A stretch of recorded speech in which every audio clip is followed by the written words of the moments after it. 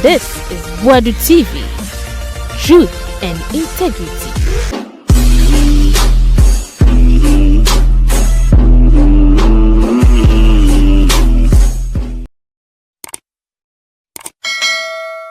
Boadu TV so ne mamu nyina kwaba. Na na Obiri Boahen sesesi awuso ne yem hyehye no na bemabu se na Ghana akoi. Na bemabu no nim se KMPP amon modenti o mu fi so Mahama be no yi but nyoma ase galamse queen he Wontumi oh kwaku kire mani nyina nche Mahama Wontumi eduma no Wontumi nyanya do betimi aye ototo papa so hwere Sam George kire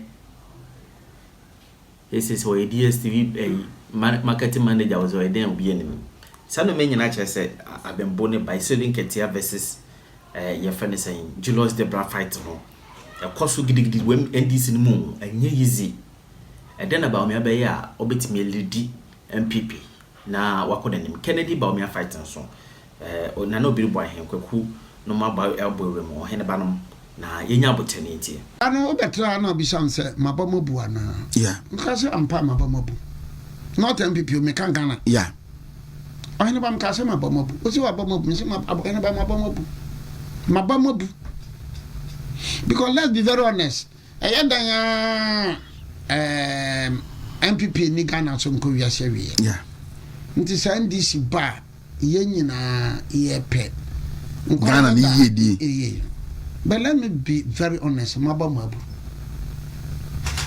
Honestly. One, yeah, train ya MC or more try issue obi akotwe. So I say mo okay, me no catch no budget. I about it na mabamumu. Just say ensem bi ho mo a na otitia. Obi tia buruchira ojiwedi o. Say train no. Kono na obi akotwe door no nti train na gina nti train na ntimi anko. And people were trapped. Otia broche ogidi. Otia Ghana ha kra no ogidi on fruit trader. Nti on de bi oka. Otia brochire ogidi. Why some abamu say ye see a service train bi na fe train no bi akotwe do no nti e trap. Or the magia because we went this. See so dia se ma wo kan. Me kansa na ma kansa. Men kansa na ma kansa. Because nyama na ekoso Ghana no edo ba bia me hwe ayem ti sesini so utimi show bi pa wa ko school wo suade wo ye doctor professor hwani and then some months back a year ago and some all ka how he appreciates the issues, how he seems to be so much concerned about Ghana. Then all of a sudden now fast forward close to a year later 10 months down and some chrones here not the position, the thinking, the argument, the angle of me monitor Mustafa Bandi Obi why what is happening Mustafa Ghana no is it ending with us or what Mustafa Bandi or can wo you know pa na MPP for ni and then ba ko bi so call TV station no she ba technician I'm sorry, Okasa Kuyapim Kasanabi. NDC ni Okasa Kuyapim Kasanabi. Say, woman license. Doesn't make sense. A human being who can read and write. Into your man license, a man and not just a galamsi. Oma me and some bosomi konawa. Sabama license be bree. Into an amagalansi at theatre. And a galamsi to cry, I can Montiasi. Otaba. And so Toba Adom and answer. Or Banano, will be or Kakapim, you say, or your NDC, you are communicator. Say, your man license Negalam say, last minister say, go to the door motor, 52% of them, every small scale mining. I say, your man license, no dependent or movies license be a Amagalam say, because there, there's a galam say, good Namoto. Your license cannot be equated to galamsey. Yeah, Obi or small scale money by galamsey. The ignorance is too much. The ignorance, I get deliberate. There be a ignorance. A ignorance. Ha. Certain I'm Zimbabwe. So this year so President Mahama Asia woman. In some no Kenya question baby say na ye de. Nkosi say na ye de. Nkosi say. Omahene ni obi ekosi say. Ekosi say. No, what is happening? What exactly is happening? Ekosi say. Amanfo aba Romanfo asofo Jacob Bobayi. I am even told on authority say mom can grab a envelope. Oh, definitely it will happen. I am told on authority. And you the kind of koi. I'm told on authority. Mutofu. Ekosi say. Nagalam say no, if you're president, you a president. Strong will president is a man Obiri Boahen.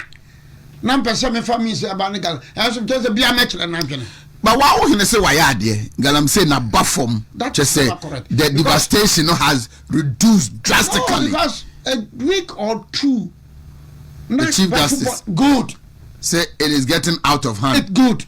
Emo Fuzuko Achiko be reply no. It's good. Offer evidence. It's good.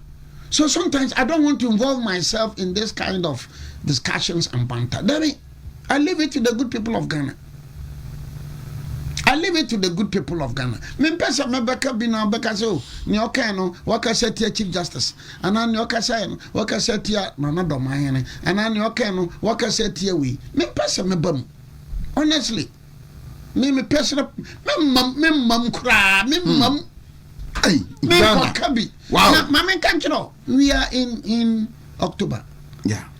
So what follow mining activities no for the past 10 years Edru say kura dia na wo fom. Yeah. Nsuoto omuntimi nya adwuma. Yeah. Because excavator ne betim ne ade. Na me kira say every be January February kono. Because Obada na control NDC constituency chairman. Obada control NDC MC. Obada den wa control. And the Galam say no, it will be wrong. Some metre me the some more boy NDC for. Me kasa me. Yeah. Me kasa me insuro nyankopo no. Me kasa me nya nokrekani. Galam say no de bia eye. Ewumbi. Ano na MPP time na NDC for na camera. Munya to boasi o. Galam say no, manasi no. Say ya pesa ya so anu a enya MPP NDC. And sometimes I have a genuine support for mining. I'm not talking about that. Because one, Oba Bono say ya. Asase be na okodo koko a ebeye. Asase be na ode kodo bayira ebeye. Ya asase ni nyina akwere. And say your President Mahama kan o say your gold deposit no asase na sia. De ntini yentu. Santina Galam say debate na, but then this is for debate or me ye campaign. Ye ba adia bache 120 days. Dia bronsam na one people formu na se CD. Probably do mind. So what twa osi no krompa o hwe benkunhwe ni fa say esere. And paboni di man so. I was thinking President Mahama beka na ngura say or the presidency beto the line. So Baby Bia send the first school replacement yasemana okay.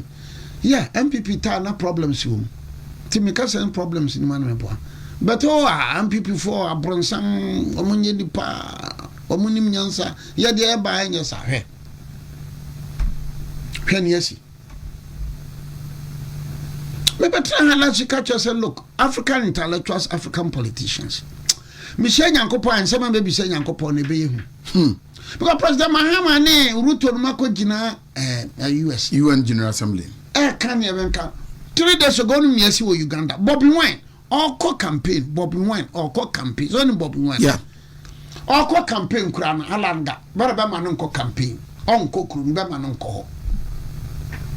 This is Africa. President Mahama dey asem na wo kan.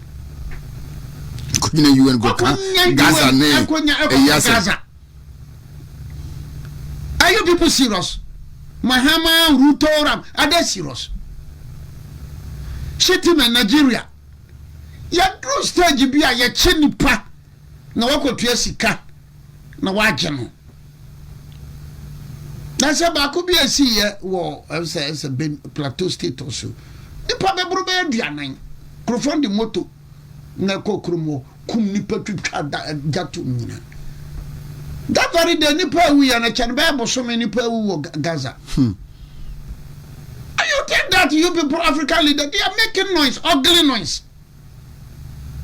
They are making ugly noise. President Mahama wakwa jina say slave trade obeje reparation. Who is it? Go to Jamaica. Go to Jamaica now as I'm talking. Wo musika bi say. Nipa na ni ti daso no. Oya one of the slaves na ye che wo from Asante no ba ni din daso. Jamaica for nani. Wo mo recognize no. Ni sika ni ti daso. Ghana. I know your ba. No wa ben pa na ni dem pa. Okokoso revolt nyina wo Jamaica.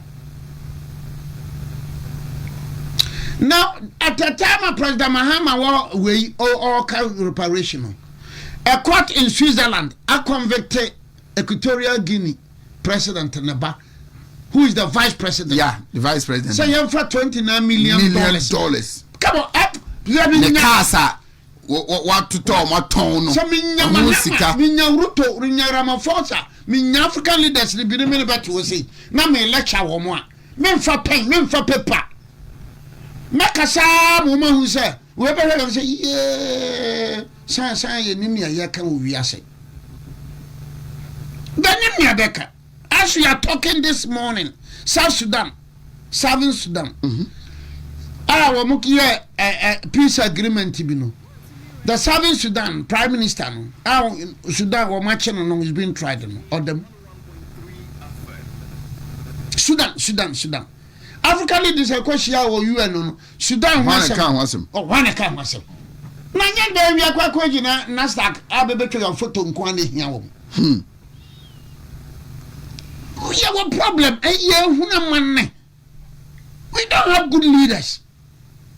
Enra Pokagami na ba na kachiri wo mo de na kosto sojam kini mabe miensa no sojam and like Uganda president no ni first born wo sojam wo soja panyina likely obaba be dia kunya no sana Pokagami swaye me chese yakoya na be the hell is Africa is a hell o tinasi hwani yakoso okemaro Okokura ontimi nante.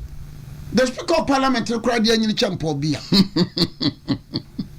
You go back 100 years. So I have given up because President Mahama disappointed me Obiri Boahen. Why?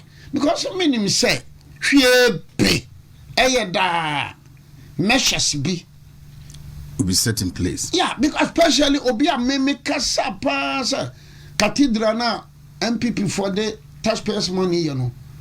Menti asen meni nye honnem anya sa na me no President Mahama baya all changing from cathedral to museum with the same source of funding and the same contractors.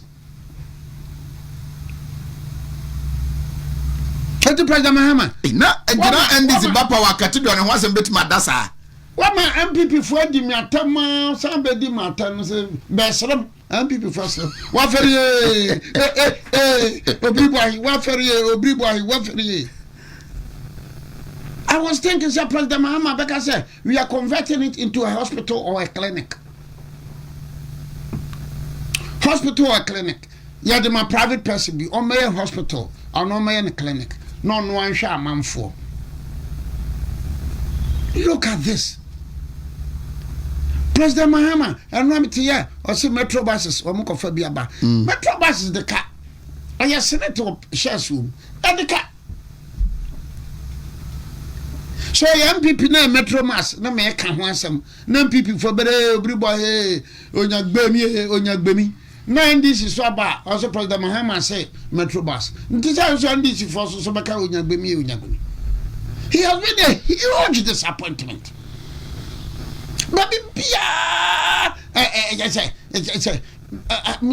so that Mahama pa me am better kasa we are smart dwameno oni me akoso hwe koko bara batuma enru even 4,000 but Erikopoku play minim se mo na Erikopoku so say ya ton na ya ton 6,000 makuya ni no na kokori ye dia na se kuafo na dia so okay yeah and Erikopoku is the minister for Agrek Sankore Erikopoku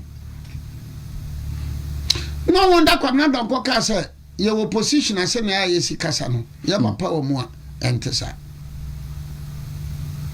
Kesam tira me bi push ya ba kare nyina na no metrans hwe ya brekum drobo sampa road and can be and can be pushing no but this is one particular road ye mu bebre ye worried na I drobo kwan se krum de kura de na se mi jaika drobo kwan se krum kura de na se mi jaika chese bibi nsama na meka famia me party MPP ho say yi say MPP foi sa mo yom no mo yom MPP NDC so be ba nya mam nya nsere be bibia emfa so coming back to see us so small we share on ekosi say akwa bi no ko secondary school no be man no bayire so wo fie no tindi bayire nson na nwotwe ne be koma no bayire nnan odi wi ode senior nti ye kodi na no ani we are going to reset nti ani and you have a whole minister for justice and attorney general picking publicly say Wontumi Jordan Brahmi of how do you cheapen the ethics of our profession like that? Is that how lawyers are supposed? Oh, you think so? Oh, yes. Because you see, if you are the minister for, I'm not insulting, but I'm saying that, look, our profession, sometimes, your ethics of it. You don't say it about, I am inviting Wontumi. Debbie. All along, Wontumi is represented by a lawyer. You don't even come out openly. When you fa krata no call you. So as a lawyer, respecting the ethics of the profession, you write to Wontumi lawyers. But he's playing to the gallery. As a who you so Wontumi no, the awareness on public way be say as a yenya brese be fighting galam say playing to the gallery. And Ghanaians are now discerning. Okay, I say about where you have comments among for their mass here. Bija way, Opekasa dodo. A whole minister, you have a member of parliament to accuse you so you are corrupt. And you couldn't move. You couldn't move an inch. You are quite inviting. Special prosecutor inviting. And now he was asked about Yamin and Abanga, their national chief vice. Or say, allegation by any on report no on the Sakano or the Ma Yukufono. And as some small scale miners associate Nipa Bear so Akwambeki the same allegation against Yamin and Abangano into Omu no Munyan. But do you need to make this out publicly? It is a moment just you. You are the minister for justice, the whole country, minister for justice and attorney general. So you don't need to say this publicly. Just answer, na Yamin ya Bangadi no, also Yeguso. So, ndi cause mubati yanka. Professional, that is how lawyers are supposed to behave. Do you have any hopes that this meeting will provide some relief in the fight against illegal mining? Please. Fan come from bra. Fan come from. Let's take a look. Yeah. For topic from bra. Necessary crowd. The echoes of me. Munkomo be nede. Some joy did DSC for asking me. And the crowd who some akosi say. Yam can some joy the echoes say. Press conference. Now you are engaging a journalist. Obisa question again said GS4 should spend time on comprehension. Evans. Say friend Evans. Evans Mensa. Adiachia una wenimu aguasi. Evans Mensa.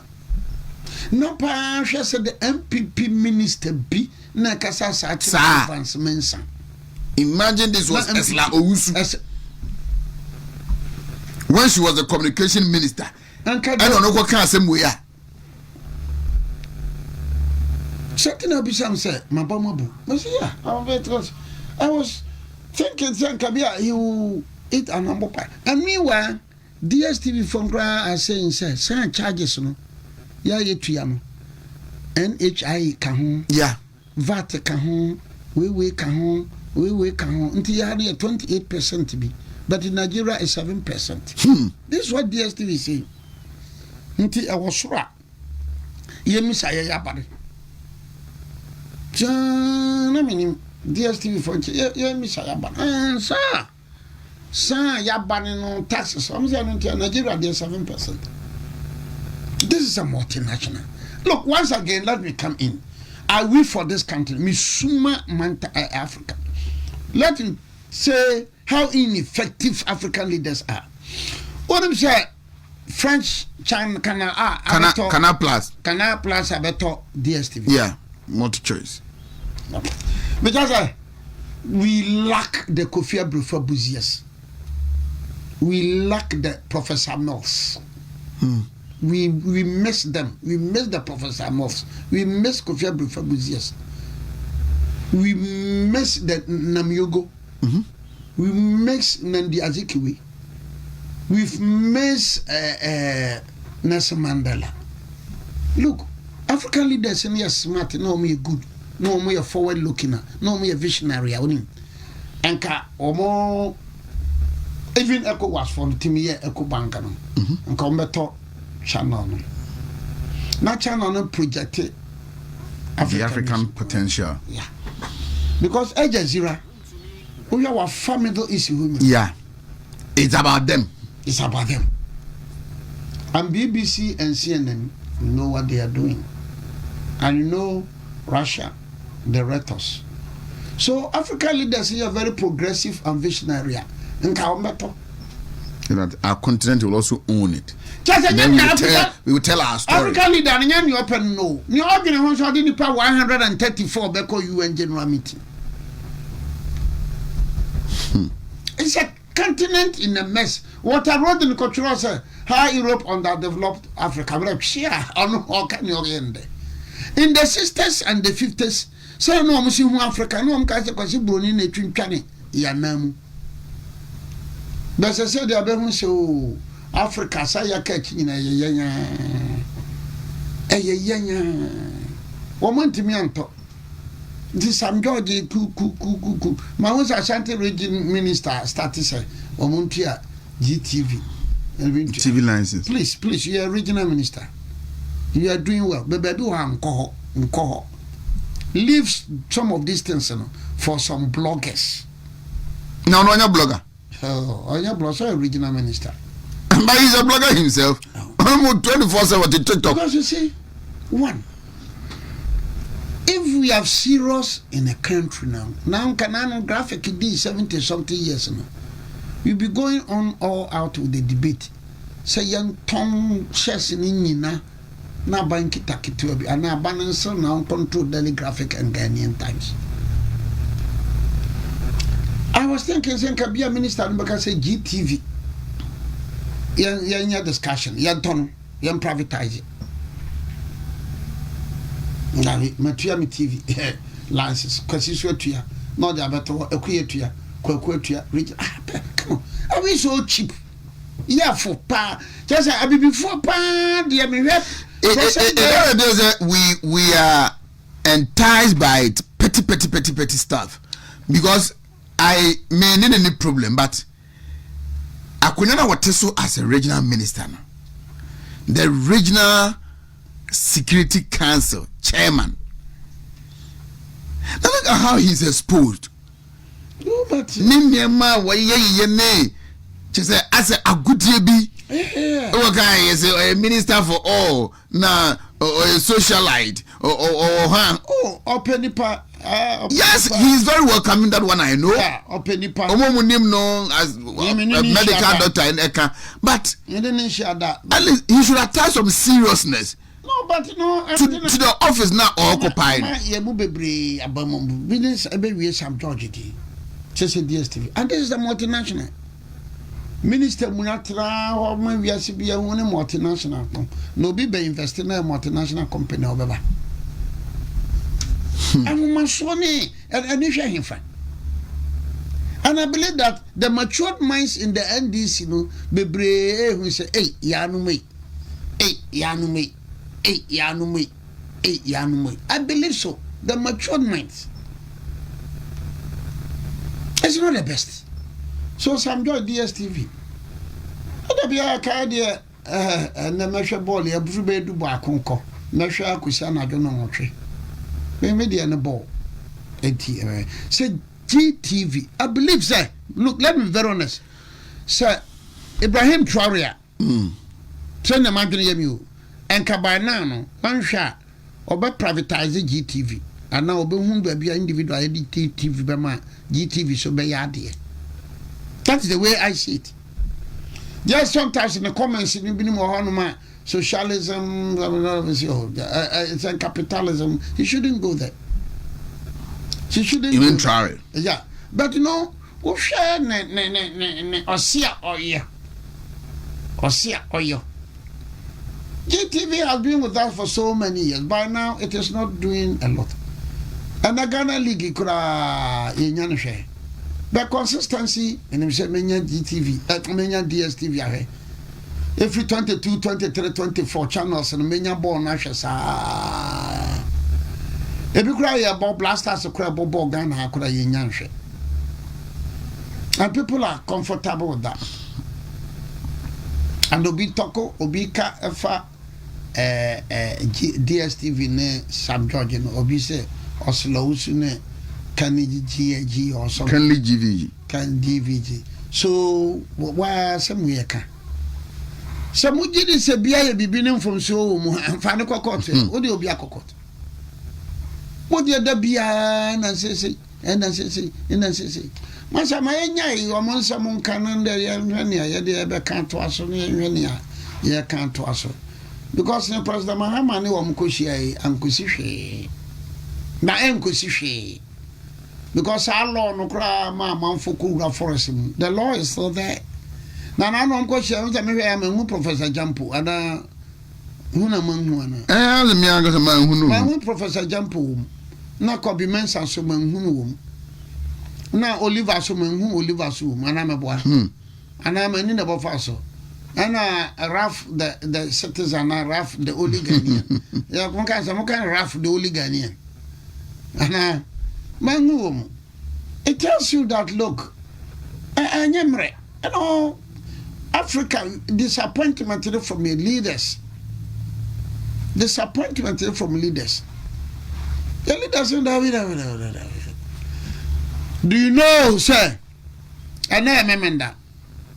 Now, some soldiers in Benin had the message Aquacoma to Ore in Burkina Faso say, or more soldiers.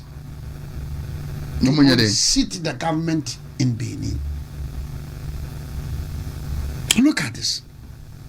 When I read it, see. When I read it, see. And no, you look at, you find out a lot of the youth in Africa, Nepa, Niakoso Nepa, no. Uganda, Nano, Bobby Wine, Airqua, Womo, Air Block, Nebikuta placard. Nepa, Nepa, Nepa, Nepa. Hey, President Mahama, Alasan Ouattara. So what you want to say, my man, not Yanti Musa Mugan, say. Aquana, or Mukase, or Mubabe, MPP 4 years on Babaye, or Monsieur Bayer Highways. Highway by now, bed ya to Mr. Conongone, and you know, the MPP 4. Mabamabu, Nanya who say Mabamabu, because Nyamabi Coco Cosso MPP, I mean, this away, this a cosso, winning this a cosso, my bin cassette team, it matem. And this is Swabank, I mean, said they will remedy it. It look as if Tony Edu is fed up. And he all hopes. I lost Commander Uncle Professor Mills. Cadman Mills. Yeah. There was no Ghana or running stomach. A lot of them are fed up. And a good number of them. Bidum cry, Memabamu. Bebre abamu. Anya bikra anya na bama bu say African politicians once again they have disappointed us. Because you see, during the MPP time, I felt that some of the issues, for instance, the district assembly Sikabeko Yamfanko, near the fertilizer, near the Mpabuadiako, near TF from Common Farm. Messi, we am Kunyankane. Nana Bessinoko. Now Bessinko. Messi, what does it make sense? How should that be sort of common farm handle assembly Sikasa? And then there is a promise of a reset. There's a promise of. And the reset is doing same. The reset is even making resetting it worse. So it is not the MPP in me. It is not the politics in me. It is the God in me. Minimara, did you listen to your brother or the Public Accounts Committee? I've been Muntaka. No ne chap abenasare. Yeah. Omo banta bi o si we ni ho. But na Muntaka kra minim ni ntia na waja ma no ho sa. Sa na me hu. Allow them the man to answer. Yes, you be coffee na sikano. But this is the problem. Muntaka, you should have accepted the challenge. Say, sa name ko say tamale. Yes, you been called demonstration with Tamale problem. Yes, you'll be able to fear Tamale answer public accounts committee. Will be able to base and fear man and fears and validating accounts. The country is rotten. You're validating accounts. I know. Yeah, showing ya me. Yeah, didn't know quarry. Yeah, didn't yam shunu. There be a way here new. Because you don't cut corners. You don't cut corners. Eti niema ya pasa ya just aseto ho ya se di be yesi na lands officer bia ko twitwa asase no waton billions enkosi babia. We have a very big problem on hand. Se babia ye duru pa no minim se o ka se yemfa aba nto no nka se MPP NDC binu be ka se fi kura we are fed up with them. That is my fear. That is my fear also. And if that happens, anybody at all can go through and emerge as a leader. That is it. Both the MPP and NDC. I know, because it looks like aspirations are not being met. What I said, would the taxpayers' money, would the SMBC cathedral? I say, no, you're wrong. You don't do that. Don't use taxpayers' money. You should not profit. And it is not like the museum. The kind of argument, the voice they raised when they were in the position. See the Musi ha when they kick can some a biko jari insum. Skaza muka say orano ebema omagino. Na me say fa fidel to say about 20 million or so. Na ya kan na ya pilot document in a bag. Say ora from Krata yes and that's all. I thought some rawati bi. Fifi Kote made a statement to be said say a lawyer for na mo no a man for mu didi ora no. What can I say? Yes. Fifi Kote made. Erikopoku so baya say omo anko for na ma galamsey no. Yeah, they are aiding people. Oh yeah, Erikopoku said it. Now, I also can't get na President Mahama. And that President Mahama, she our man or cancer. No, okay before. Okay before. And Opoku was forthright. Yami was forthright. So I think I'm saying the Yami call Yoko Nadia. I say, Ania Banga. I say, Menti or Mwasi. Yami is forthright. You only admit to say yes. Women and man is coming to see a coalition center in Ashanti region. It made the assurance was that I will help them to do their work. And Abanga, I know he's a minor. Yeah. So Abanga yede. Yami yede. Erikopoku wakamboni. Asema Erikopoku ke wati. Asema Erikopoku ke. And President na yete se onti. Mi Erikopoku ke wati. Mabamobu. Yami si yanka nokore. Mi mabamobu. I will not sit here and say, oh, there is a hope in 2028 MPP Bapawa. me say my bomb boo for African intellectuals, some African intellectuals and some African politicians. Because me who bebre one people say they now ammonia materials as ministers. A bit are very corrupt. And this is so by as well. A bit so Bobo.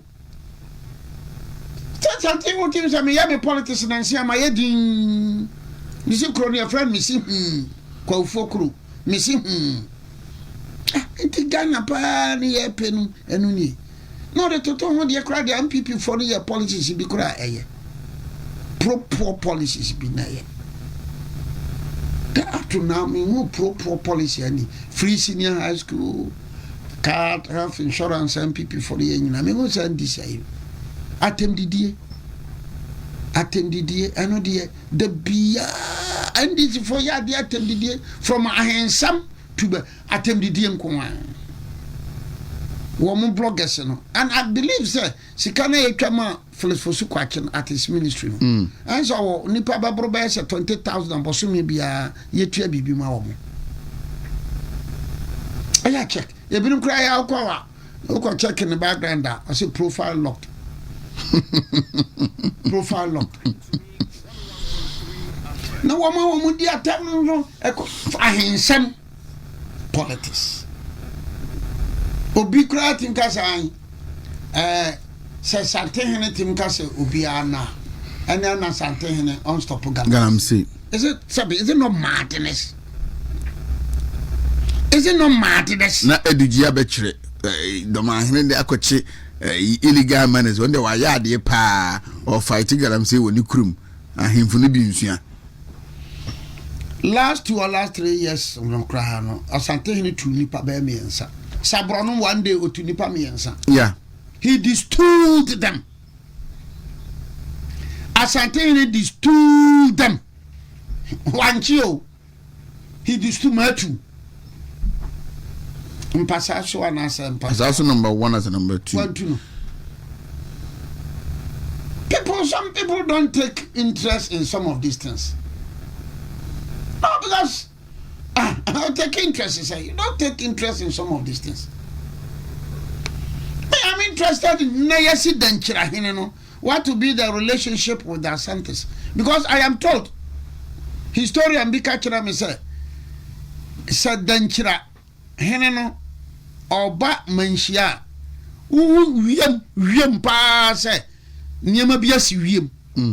Na say Oba Oba be a santase ho baby no wasi no oba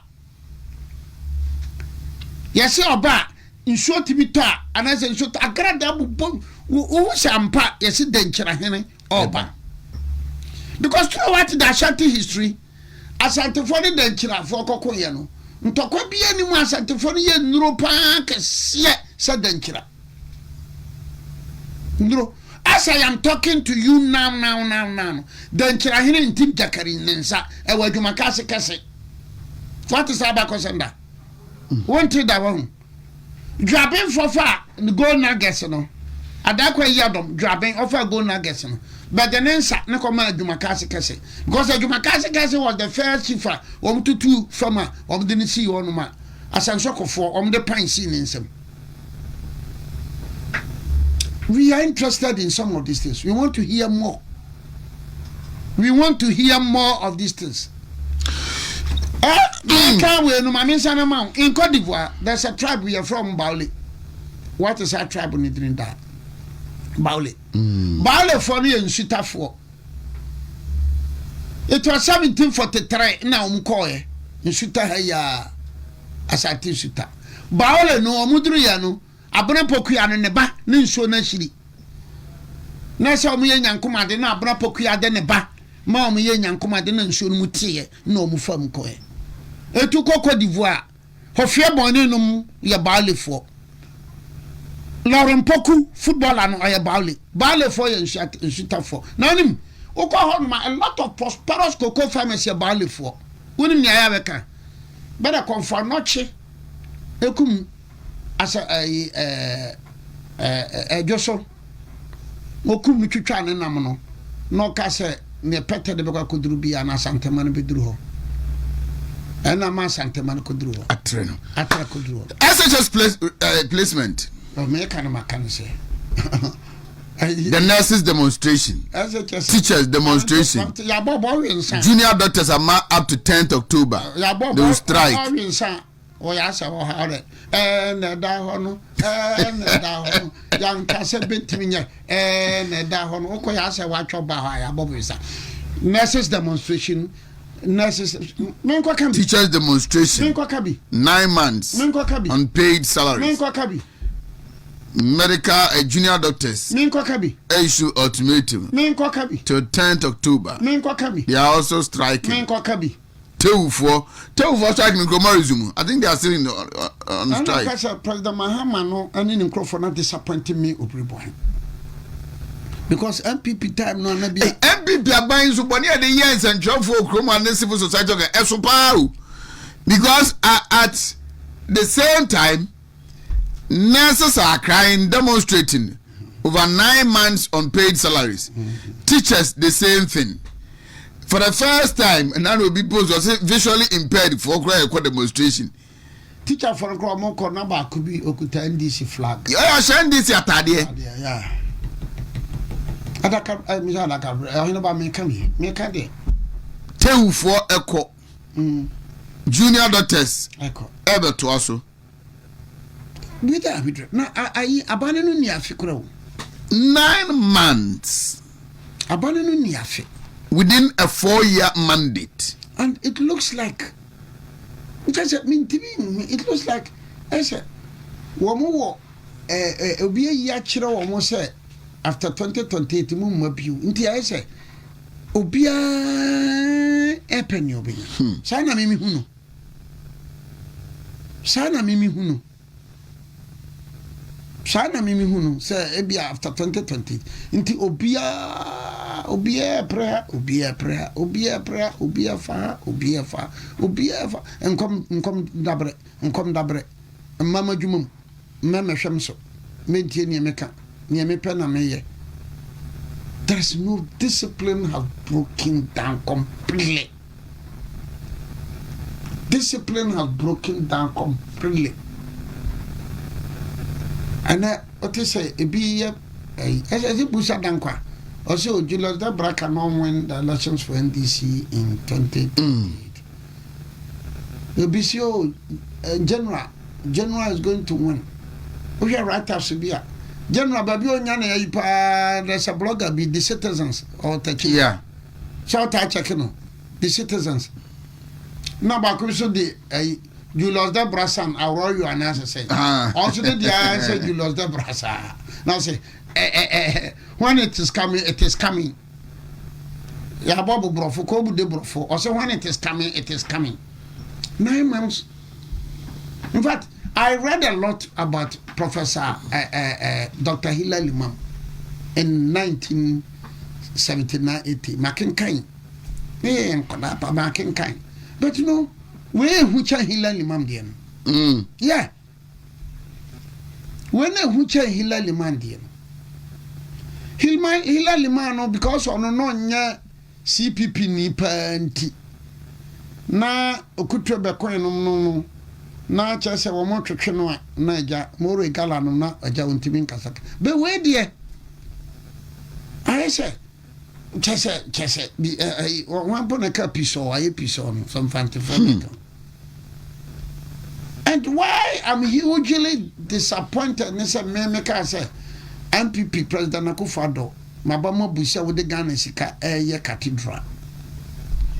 Na menim say President Mahama aba na nka bi o de be clinic or hospital. Na President Mahama say o de be museum. And I'm told an authority say contractors na Akufo-Addo edema o mo ye no. O mo na say na be museum no. Dia na asasa. No. Why do I hear nurses mama yako die ba kokura de am say o bokwam na kan do dua kora o ka bibi kire. No. And look at this. And my own friend Haruna Idrisu, and she been my fresh year right after Mano. Mamma said, been my young Toma, or the 9 months, abandoned 9 months, and serious. we are bibi crowns or moko baby. Nansa said, don't get your son. You lost the brown. Yeah, I think it was a mention. Nay, we signed a book of condolence.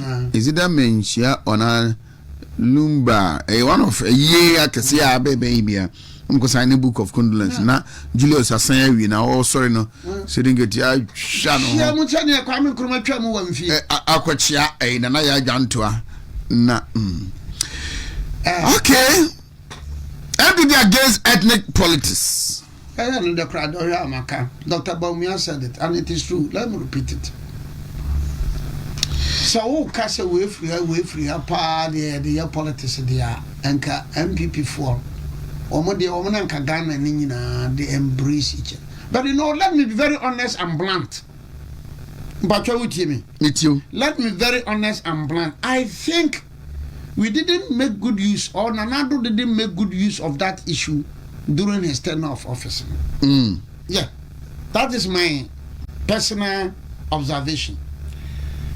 I may be wrong, but what I say, because you know, a lot of the appointments were centered around accounts, and for me, that wasn't good for a political tradition like MPP.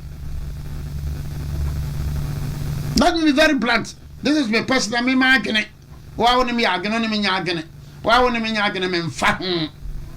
Me chira because we are the later part of Nanado Noa. Now I can't know, especially Ashanti and Eastern region. Not dozen. Nana de bia me can want some anything a post should be changed about membing. Now me can want and yet when yes sir more ha the Dankwa Buzia Dombo tradition. More han. Because I don't think that we witness a full-blown cabinet minister from Oti region. I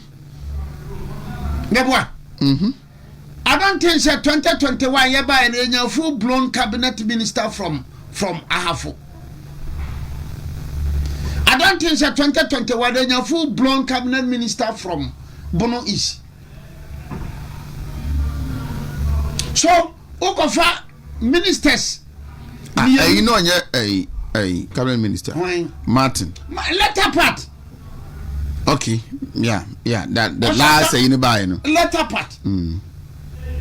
So for me, Obiri Boahen, me personally, you know, any tribal politics na me any tribal politics na me. But me, Obiri Boahen, you were 16 regions, me boy.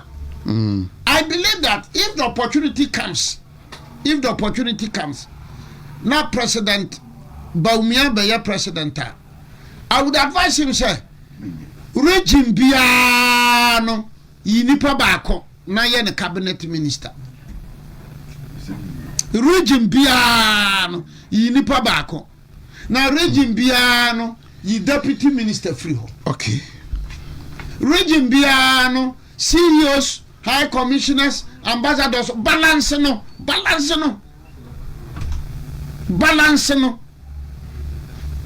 So, we are Oti regional ni na ma ai no Bono East Martin 2024 year name so be yeah local government. So first phase no has also deputy minister for sports.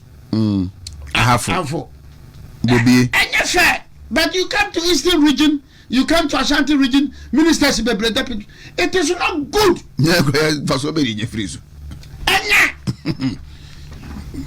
Eastern region, Chicha, Fabico Afram place, because Afram place were a part of Eastern region. Where can we be non-people from paying for the Brebanimi and but I will not run away from that position. I, Obiri Boahen, I will never run away from that position. And people in Asante, Eastern region from Kwandia. Go to Volta region. When you vote or when you sit to Okra, get somebody, you'll be cabinet minister. And you know what happened? Entina Tembiano, Mimi Kasa, Utimuse, Sremfono, and young one of Fono, and then Chumurufono, but Yemi Mon, because why is that your 16 regions? Mobia Volta region, when you sit to Bakukura, or the Mano, so cabinet minister said 20. ma region bia ba ko we are Ashanti ni East na vote wo ma na why bia ba mienu unya vote wo wanya vote ma baby mfa won kwato NDC there with John Mahama as a northern alcohol possibility say osan kofa northern akora ba NDC for them fa ho what I say NDC can go with a Christian yeah, this brings to mind why na Martini obiao say that Ghanaians will not go to the north again after John Mahama when choosing a president. That's NDC nibi. Yeah. But the bottom line is that look, showing the dynamics of Ghanaian politics are don't involve yourself in that politics because the NDC and the CPP and then the NRC and then the PNDC, they are the same. Most of Rawlings ministers were from Volta region and the north. But what is the Pakan once? But because that is it. But the fact that most of Rawlings ministers, PNDC ministers, were from Volta region and the north. And I don't just say some people so all the ministers in free central eastern and Ashantia. And this inco one track record unco CPP inco one track record. Now no kwame nko mo di founders day. One kra ne kai. O hene ba me bi saw. Okay. 24th September da be di 21st September. Okay. Kwame nko track record no. Sa man for the car na wo hefa. Baba for ko to memorial lectures. Dombo bi memorial lectures. Buzia memorial lectures. Hwe memorial lectures am for ye. So our tradition no there enko ye de enko ye ndia no there ya hweye wo kasa hweye and this ni bi be kan asem ba mfa na asem and this ni be kan asem ba mfa na asem media ya omko ya amanfo twotwotwo sakodie kura be bo kumase ha hwan this for boys bi na ma hu and so told pa so to anti-mampie so I mean but no let me tell this up I so to mp I so bros to congratulate Akode attendance was superb.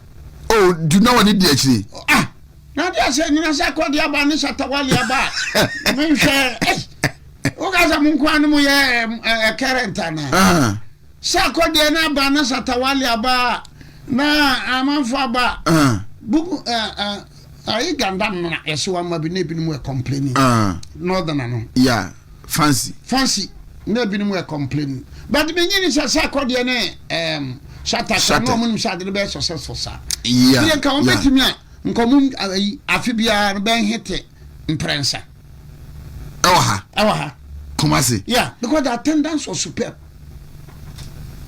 Now, what when now release the ama you know? Amate say we releasing. That's until your mind. We say we releasing numbi. Matisa, but okasa asante ya maya we atendidi amanfo bidi. Hey, asante ya maya. And now I have a conversation about the program and how we can get investors interested in the event organization because oba ye hotels ayema Uber for trotro drivers omomu no aduane omomu koye makeup near the value chain it is a okay bamprensa na sempren na ya honestly secure the beba krum ha honestly ta ombetimi aye senka ye 2025 but now 2026 nka o draw program omba hit say be hit date we ya hit date we yeah and MC portfolio or kan omomo ebo anama o say rapaholic no ye no Accra no obuku event no any date no 10 years ahead. Oh sir enti no otwam be 3-4 years no asa ko extend no enti the next 10 years bia no the date and the venue is secured for him. I see. I didn't know what cheaper. Just ne personal manager. My encounter no work at me say na or a banker or a financial way as a profession. or banking or resign and we could take it up.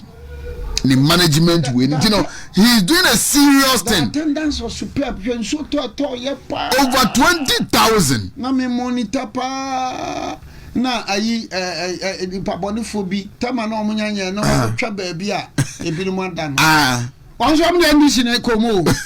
Sa ko dey say appear say dem go akogina ho say okobu Boadu so kwori kansem bi. Oh yes. And no na me panel na ka kire. On dey dis kom. Because of your bloggers now. Sir, omuzo akwa oye aligned to the MPP ntino. Now obey Asante when they are aligned to you. When people say that Asante your money, you know, because between two or one you. Maybe me knowledge in history in India. Look, by 1950, now you are money 9. The whole Northern Territory is a man back home. Asante, I am money me, you know. The colony, colony, no. And this time people don't know say colony you can Peki. No, the Peki. Chachuchi kata no. Anglons. Anglons no mo kan colony no. Anglons no kan Togoland for no. Anglon pa no mo kita for ka colony no. Kita for kan transporter. Enti papa video no a wo ma mo kita na wo ma agina mu no mi say na asem we abakọ say ye nkire mu ye. So there were 4 the northern territories. And Asante in this context means Asante, Bono East and Hafo. I money. And that was why in 1957, na Kwame Nkrumah no epefa hudie no. Now, these were some of the problems we are now facing. That Asante didn't want to join. And it took Dan Kwame name Penfo Bebre to do a discussion behind the scenes. Because they foresaw, say, look, you can't money a one way a problem. Dated as far back as time of Ben's constitution. It is as I call the case as I tell your money. Why wouldn't you know now? Who can say Tiano? Well, all right. Sorry, we have some 10 minutes now. Yeah, check it out now. Obisimi Musa say Julius or Sidin Ketia. Maybe was here in Ketia. And I say, and the Bono connection. No, now I said, Ketia, I didn't make call. Go Pogus or Honum, even though they actually want to quite half of it. Better than by half of four. I be half. And then Bono half of region, you know, you still. Oh, I see you. Sir, I said, you man, make a telephone. Now, the possible running mate to see Dinketia. I don't address it, so I never have a telephone. Sir, Naka, so I don't address it the Gumba. Now is a man proceed the Gumba and Gonja and it's a Salawala. Prospect now was saying Dinketia. Amount high. Oh, high. And did you go for saying Dinketia? I'm a crab, a young minister. Was said you. Nah, but only one is you kono. Is interest no? I'm even for the other crown. But me no, NDC who they can disappoint you. Don't underrate. Omubetima manager dey we ya. This one is beyond. They are good at it than us. This one. Because these people have. Mustafa Agman they say John Mahama they decide who leads the NDC. Now Rasmu Barak so fire from the other angle. Say don't get your turn our corner. You see, if you are a knowledgeable person, you know in politics, NDC paid the price during the. And I have share videos now with the man. During the Julius during the Federal Declaration, NDC paid the price as a party. If you are knowledgeable. Rollins and from so yeah and so copejan and Saka say we need because then can say Rollins no underground. But you negotiate well with Obeda Samoa and this fair colored one, Gusitando. Very good.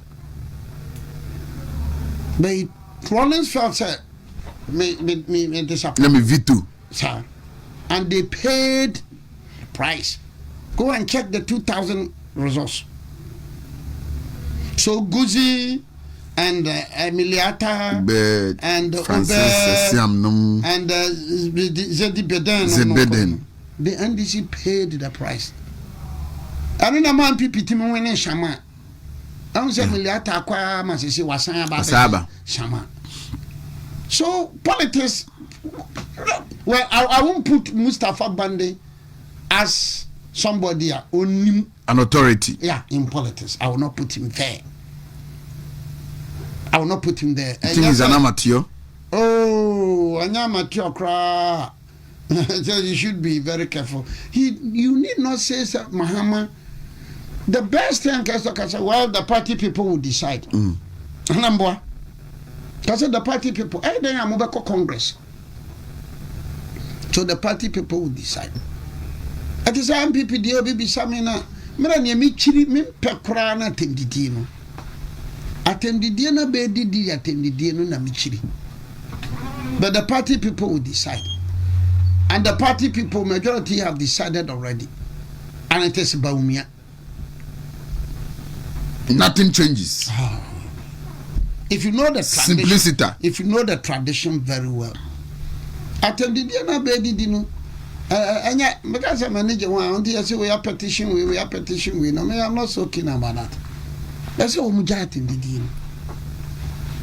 That's how we got in the deal. Me too, Owusu, no, about Gloria Owusu. Gloria, Ultimus, Trobu MP. No, presenting his speech. Yeah. And then I also listen to Buama Efia MP, no. Then, Suffer no. Tobin. Asen so. I Intim Fojo. Reverend Intim Fojo. Perfect. Yeah. Perfect. You know. Perfect.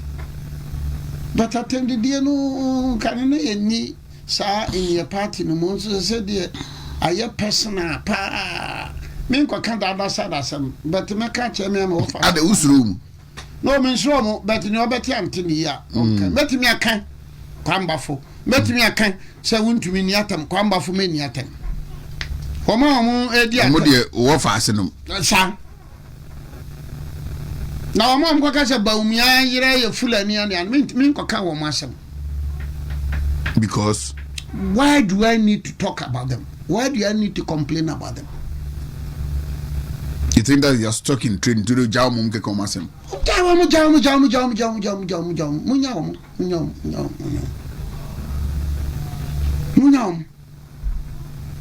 And these people were given appointments by Nanando. And now they are saying, say, appointees who did that about me, and Trobentiano. So what you see? So you look at it and it's quite if you ask now, it's not fair. Obiri Boahen said you get an appointee. How your campaign maubi? No, can you say she omo did that about me? Omu ne didi jamu ma accommodate mu na appointees no. Say motoba baba manu a omo ane besa abenya appointment mu ntobonte mu. Meanwhile, wo so na chitafu no nyina. I'm even told kura say a binum kura no more board so MPP tab they are still on the same board one this time. Is them yeah. Wamun kan ba umia ho. No more board so in MPP time. They are eno mo da so wo ho. Ne. Eno mo di candidate bi achi. Eno mo ka che ye say sankofo na edidi agya mo. Tuma mo nkoto aba ma wo mu na Dr. Baumia benya wasade ama wo mu a. And some are talking about Kramuni Nadiani Nadina. Na sabio MPP parties yanya Kramuni. Gaza tokwana about President Mahama no na nyankramufo no mo odeko. Anyankramufo. Ghana ha asofo na mo abebre mu nko Israel da. Nso wan so bia suro so beka in support. Na no Israel, Tunisia on Israel. Omako blast flotina bi. Ship bi na di ace aircon adro aircon. Omako blast. None other year. We need there for 5 days. Flotilla. And then Trump is saying by the close of Ochina, peace proposal now or the Hamas phone. So man young to mua. President Mahama Mokadi say. It's so disappointing. Say yeah, local politics there, but the Kremoni and say obey man penny. Is it not disturbing feature? Kremoni say so obey man penny. Kremoni say party wama jinemu in MPP and ensusuye any trimupa Kremoni no Dr. Baumia dane dia NDC disagree. Yen one Donny on demo Mampenina Sanansande or can digitalization was him. Said it is not only an abstract idea, but it's a great idea. Estonia, I don't think Estonia. I say Estonia is leading the whole world. Since some of the Baumia Kaya would disagree now, and they are running to it. Oh. Ghana card, debt exchange program, we just say. Kramun, and it me yo. So Tia Pan, Tia Wofi, Yawo Krase, Yawo Krum, Timikase, Kramuni, Ebayaman Panina, Eni Kramuni, Enis Oyaman Panini, Kramuni, Timini Ghana so. And lo and behold, Kramophobia have bought into this. Haba! Me one Kramopho. Motion the other side. So be ko kase Christo ntimi ma Ghana mampanyina nka menim sha asod dani mo dani nipa ni nyina e be free wako. But that is Ghana for you. I don't have seen me them person make kasa pio because I didn't bomb pisa. Nyema koso Ghana no abom pisa. Nyema koso wiase no abom pisa. You look at the world politics. You look at what is happening in Ghana. What is happening in Africa. African leaders Kojina Babi say 3 countries, you know, so one passport. 3 countries, Niger, Mali, Burkina. Guinea has given them the assurance so they're joining. And it looks like Benin will join.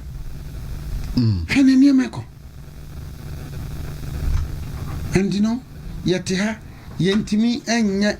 We want to insist to say, your local language. It's a very good idea. But a country like Ghana, you can say French here compulsory. Maybe I was talking about. Is about me, man. Maybe I was well,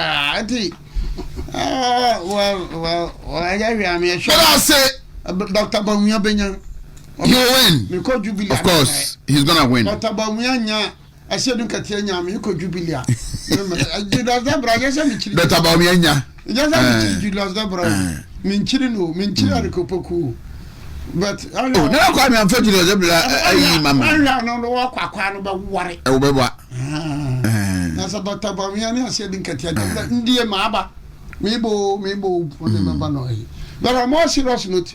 I wish all of them well. I wish Dr. Baumia well. I wish Julius Debra well. I wish Dunkatia. It won't be an easy competition because if you are knowledgeable in politics, a political party will be ruled for 4 years. Now, I started some.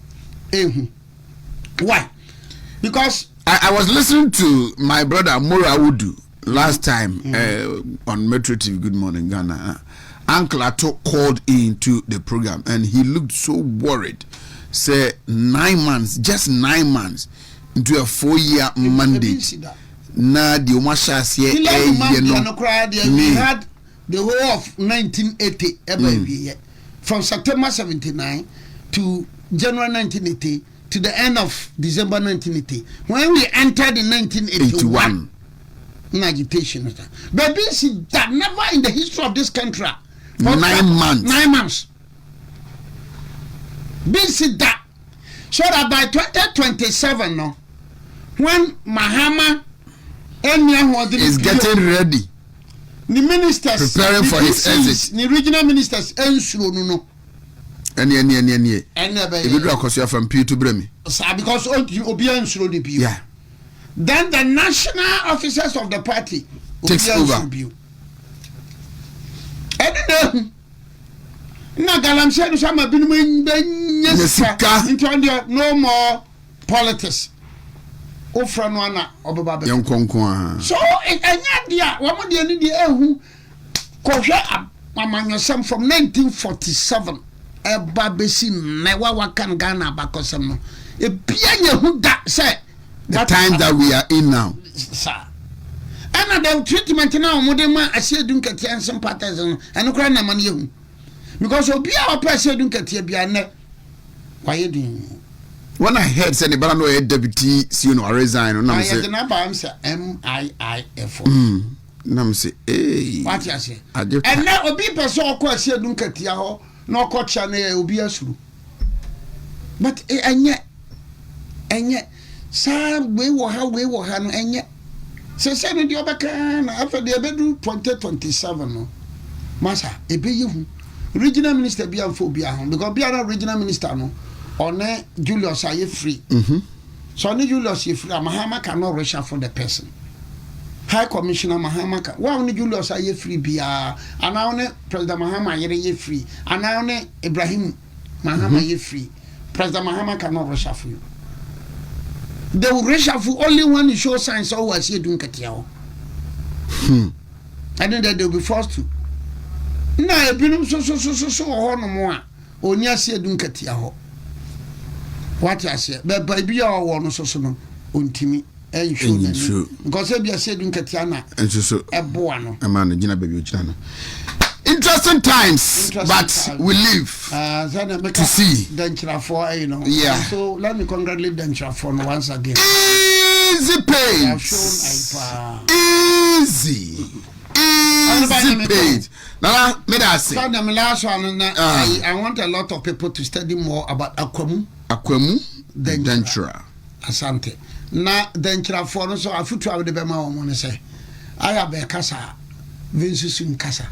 Na history there chere say adanse bae na ekuye ena Akwemu bae na eba fom ena Denchira bae na eba fom. As for Ashantes, they were fortunate say last year outside the bia me defeat womo kwasi buru ni be defeat womo say kanya sa na nka another internal defeat womo kan so womo ho de no ba fom. Fight against Galamsey. Now say better turbidity levels. Now just better just cyanide, better lead, better mercury.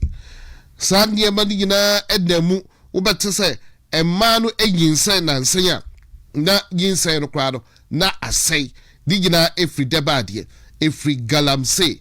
But me dofupa and then President John Dramani Mahama, ABT, CSOs. Omo Esha Siano,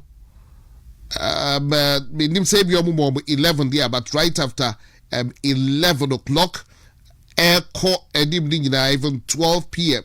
I'm not so sure about time, but who say, Ubia is seated na afi ye chair president. Eventually, President, the first gentleman of the Republic of Ghana, Elande Santai.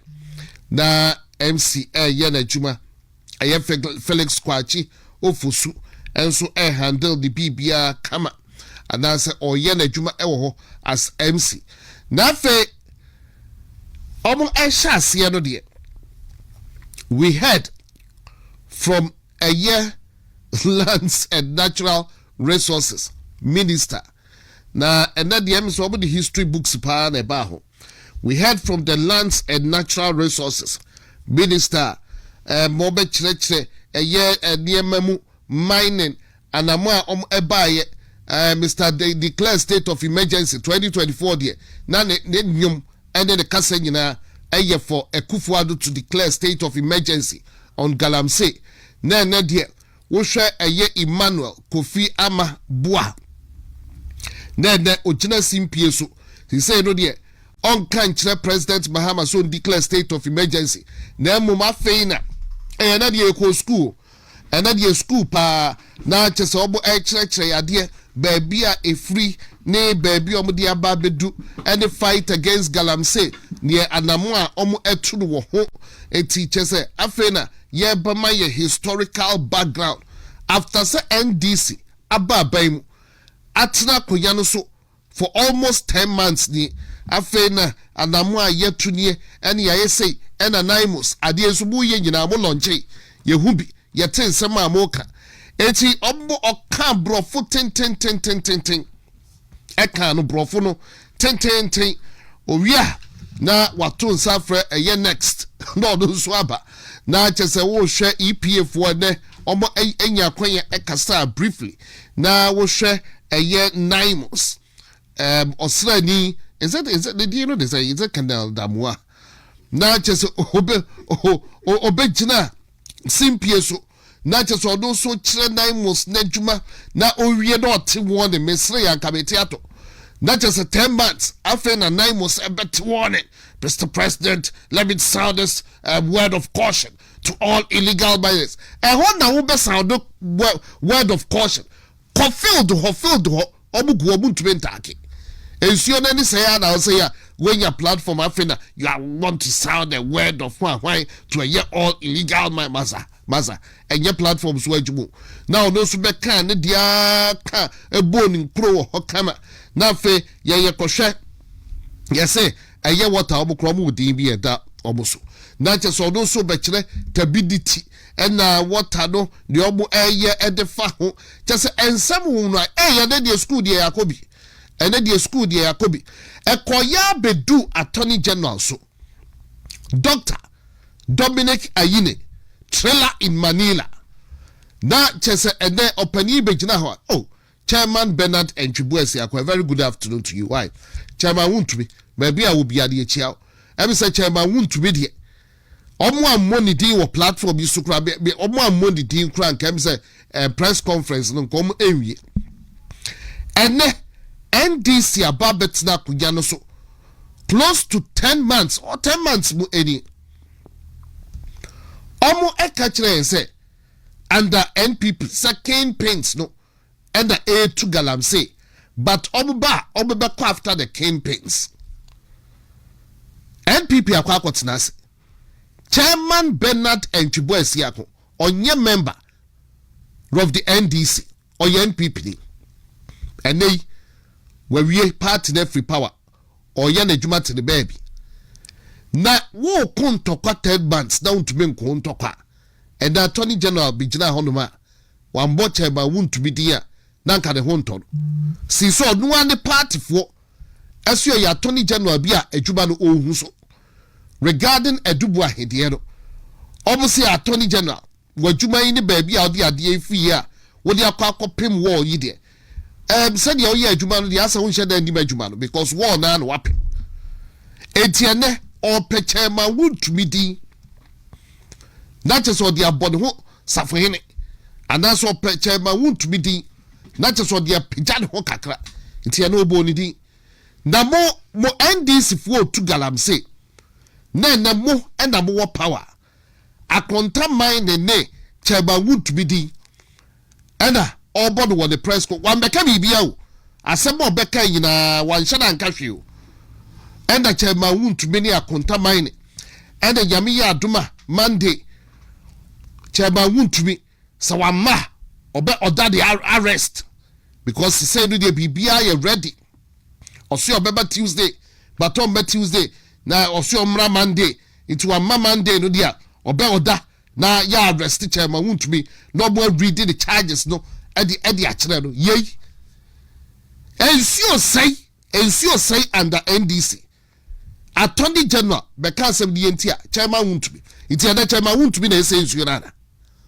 Chairman Wontumi ena o say ensure na be wie na honorable abe and cleverly Attorney General yatie baby and okobo Joseph Yamindi yatie baby and okobo Abanga omo third vice chairman din fiti wo what ya hunsam bio Joseph Yamin afterwards echo media network bi so a odi ene de what ye ho asem bi and na Attorney General wanka ho asem mendumante so kan ho asem enti onamudi kopem se Kenneth Ashigbe echo besides politically exposed persons no so no they and wire fa ho bubo examples bi so ansana okoyi Joseph Yamin any abanga de no apie na no so be kan ho asema ai ade no krom ye no a chese obodi asem no ma yoko no nka ade no mo go forward omo wo ha na small scale miners bi so a petition yoko on the year Joseph Yamin any abanga de no no kra de onim investigations no onim ade na wo report no but she say no no de or twen na chese yoko every investigation no mo de abrano no hu anamo a obetu because small scale miners no petition no and no ama asem na kwakoye bibia hey Dominic Ayine trailer in Manila anajuba na asem say chairman Wontumi a omo afri MPP afri akoya so de oni mi nsem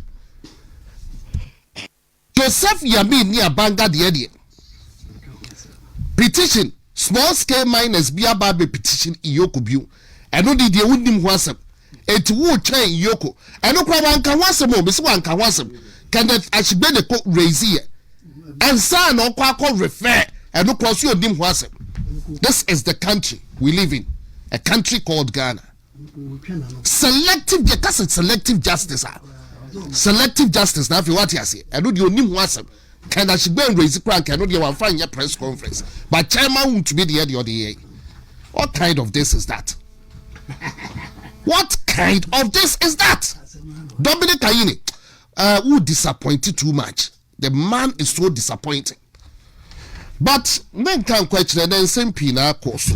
Yebeko galam said yeno eso afe water turbidity ne why sanka kwa trash kon can Ashigbe esa raise concerns no just and idea me who say President John Dramani Mahama is just buying time. Lands and Natural Resources Minister de Kasa who put by next year dear not just a finance ministry by next year dear not just a parliament by next year dear maba betna kunyaso George Sam George as he bet to be 1 week per akwati agalam say no try next year one said we are sitting bibia kwa wie next year enti omo nkofo no ntubia that's the agenda omo nkofo at the months na ka no bonyere mo ho na muntu galam say no na next year ye na ebesi from kakra that's the agenda omo ho 1 year bi yemfa ntu galam say no yendidim na next year ye na afey kakra and this are going forward into the elections no omo the back that is the whole agenda. But and empathy atnase be momo akwaba ye be share no maybe briefly in the course of the week Sam George name and majority say Sam George there say president ebe sake no there enye adwuma na resignation no so no enye adwuma majority in parliament and almost a comment was Sam George there no eso ko chra opani bi wo ni di me refika kra wo se me mfa nkrama no fa ushui enkrofo hwe ti se bebi a medru bia na meja me so papa we ye hunu ntumpa ye hunu ntumpa no bia ba nti pani ba ko se de me kanche wo ne se o se efe ne yisa na me refika kra wo chra o se ushui nti amani beans afi wo ntumi anye yeah I said time ya na nka wo de ko afu ma anwumre because afu no ben ne cooler side yes I bet oduru a wo say 4 no eso person ko esa adwuma sa tan so na wo start to you nti ama ayo nti wo say afi we de ne beans sika o je free ho and crowd ma we no na me say wo say o kwa ka che keke na say o meka che no nti and crowd say me fam no and ya be saka de crowd wa minim say sa bi o hwe enje kra me pia o be frem ye nuanu ma mo wo kira ye da mo ase ba bia ye nante ko nyina sunwa east and west say den krofo si hwe o program ye say wakasa man krofo ehunu ba bia o dwuma na duru ti ye da wase ne adwuma wo ye boa New Patriotic Party oya de nyamisha me da se dog yes buddy na po me ye de body acha ye da yabia se yamiadum amencha hwefo ne atipo nyina yes bibia wo hwe bia amecha no party man nya amecha wo mu Chobia. SMP.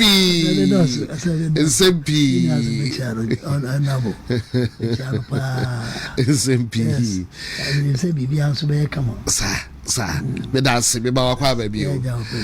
Honorable.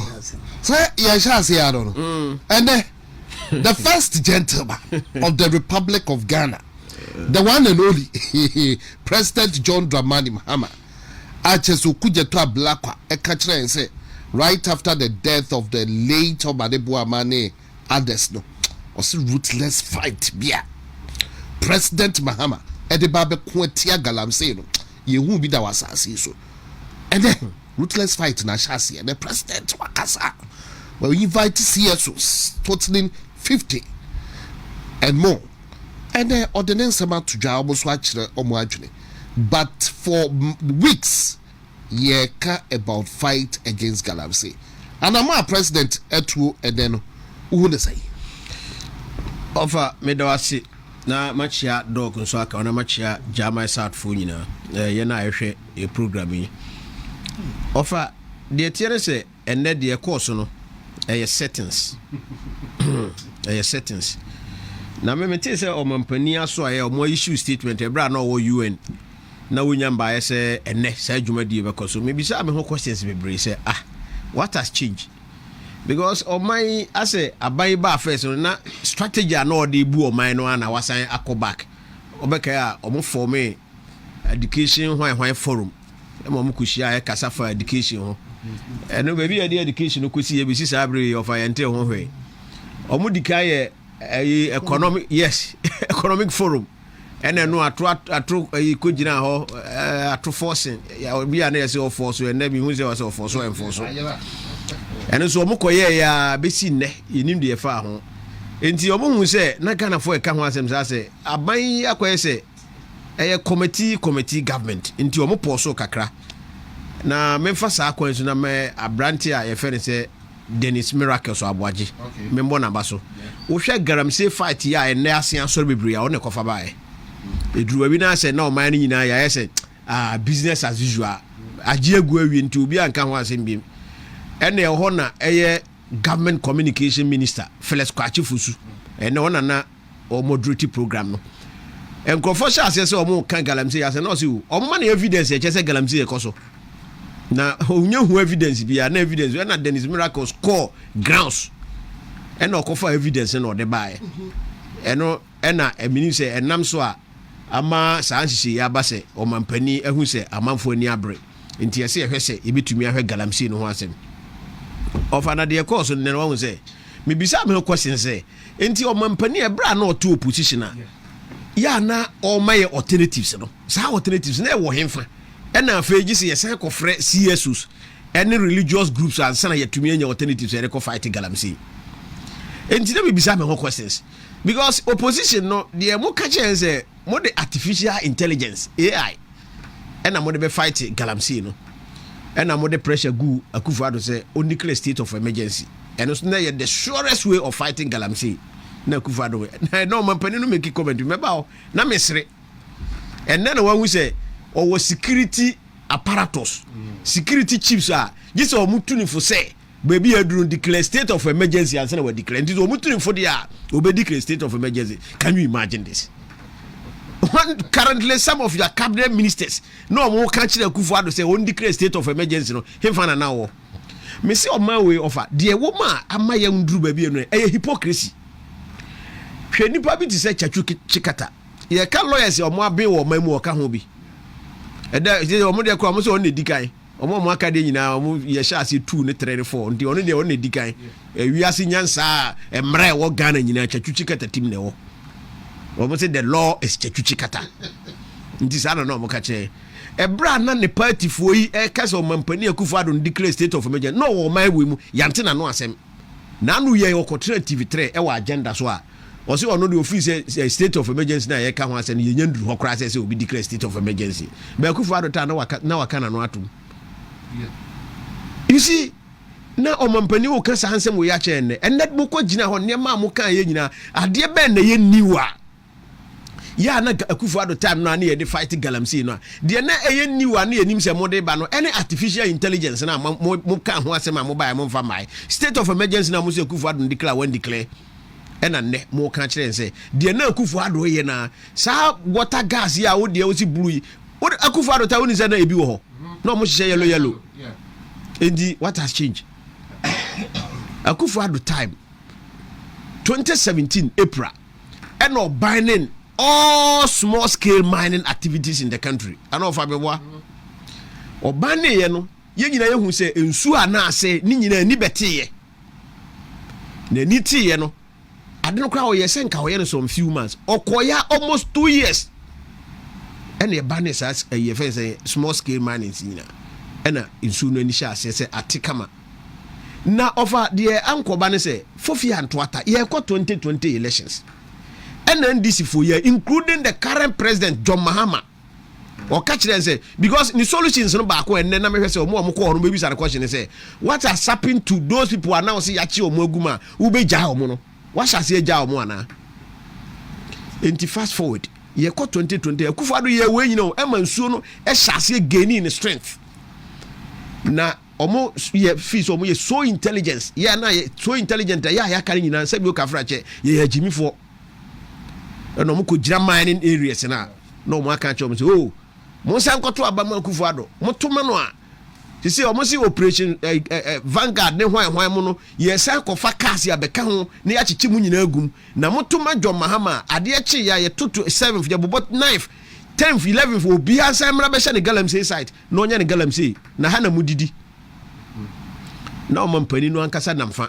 oh me se moto aba no mame a omo a yachi omo wo galamsey hu nyina no ye ba meja mu nyina ma mu nyina makọ omo se osafo manfo akoka se Aisha 1 China ni mami NDC ta na no okrom ha o mami we ni nti ye yi minister di e wo krom ha e wo Ashanti region ha Kumasi ayete ha yi mami we nti NDC John Mahama 1 mami we nti Akufo-Addo ba ya omo chi no ena Akufo-Addo yes osafo ma ka say mami ye jeli no ha na edun tuma mfa so enti no ye nyaaro no nko nti ye diboto no be hwen se mesi wo man wim enti the president ka che ne say se ono be ye president a sa dipa na omutu galamsey a cheche omo nyina ena mo ka figure dodo amache omo really and this for they have no shame ena ye chi galamsey for ena ye achievement ena omo ko yi kire ena o amma Kofi Boa say watch more than 1,000 and over Akufo-Addo chi 800 and something into you know why achieve something better than Akufo-Addo but you told us in opposition say nipa na Akufo-Addo achi omo kra na ye jeli omo oba obeja omo nyina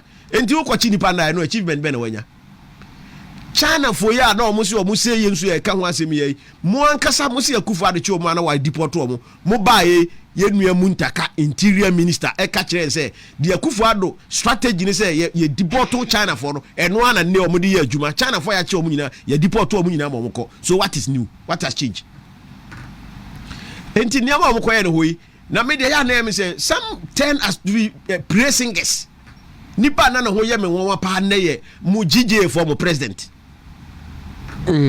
osi o samu anyi video ni we na ankyere omo na omo nim so omo mpani ako galamsey no aduru ba bia waduru wa ye adwuma wa ye ade pa nti omo bona ba na me say wow what a country we call Ghana we are funny people enti me hware saram say hey enti sa na ma we dia he na Akufo-Addo anye ya na mo de pressure agunu so we a wa ye nyina nchi no on declare state of emergency na my na oye water resources se chief executive so why no buy no anim go ase for any ono buy no credit paper keto bi no see stability level no o he 2024 and 2025 year akofom kra atete be 60% na woni ndo ye ya no mu fi so mu nim nyansa asen ye nyina o me hear that offer areas na o say the current military for na ya mo akopam mo ho no mi wade omo de ba this year February March ho no na e wo soro kra sen de o kan dey enti wo ma ye no e na compare Akufo-Addo 2024 no ba bi a na e wo mi wa ba bi o mu nya nduru ye no de no 2024 no 21 fa figures na ma Yeah, no, they are funny, very funny. She said, "Would you know?" Na ya no movie say school no ye nyina di omukọ ya nya remi ne ekoyara enti nka wo ma ye de Akufo-Addo time no 2024 de na wo say nebody sojafo akọ no na nka before Akufo-Addo declare mining companies nyina so omu nyina nya adwuma apart from the adwuma baby ansuo no so level no duru ye no na nka ho de no so aba sana che kana che baby expose. Yes. And even baby, why wadwin say a hono soldier for say ho de omunye nuru no omunye nuru ha hono so water level in there to say e ho catch ye ni ehu o kire say o be catch say no mo ko adu say ehu say adu say. You see, they should not tickle themselves and laugh.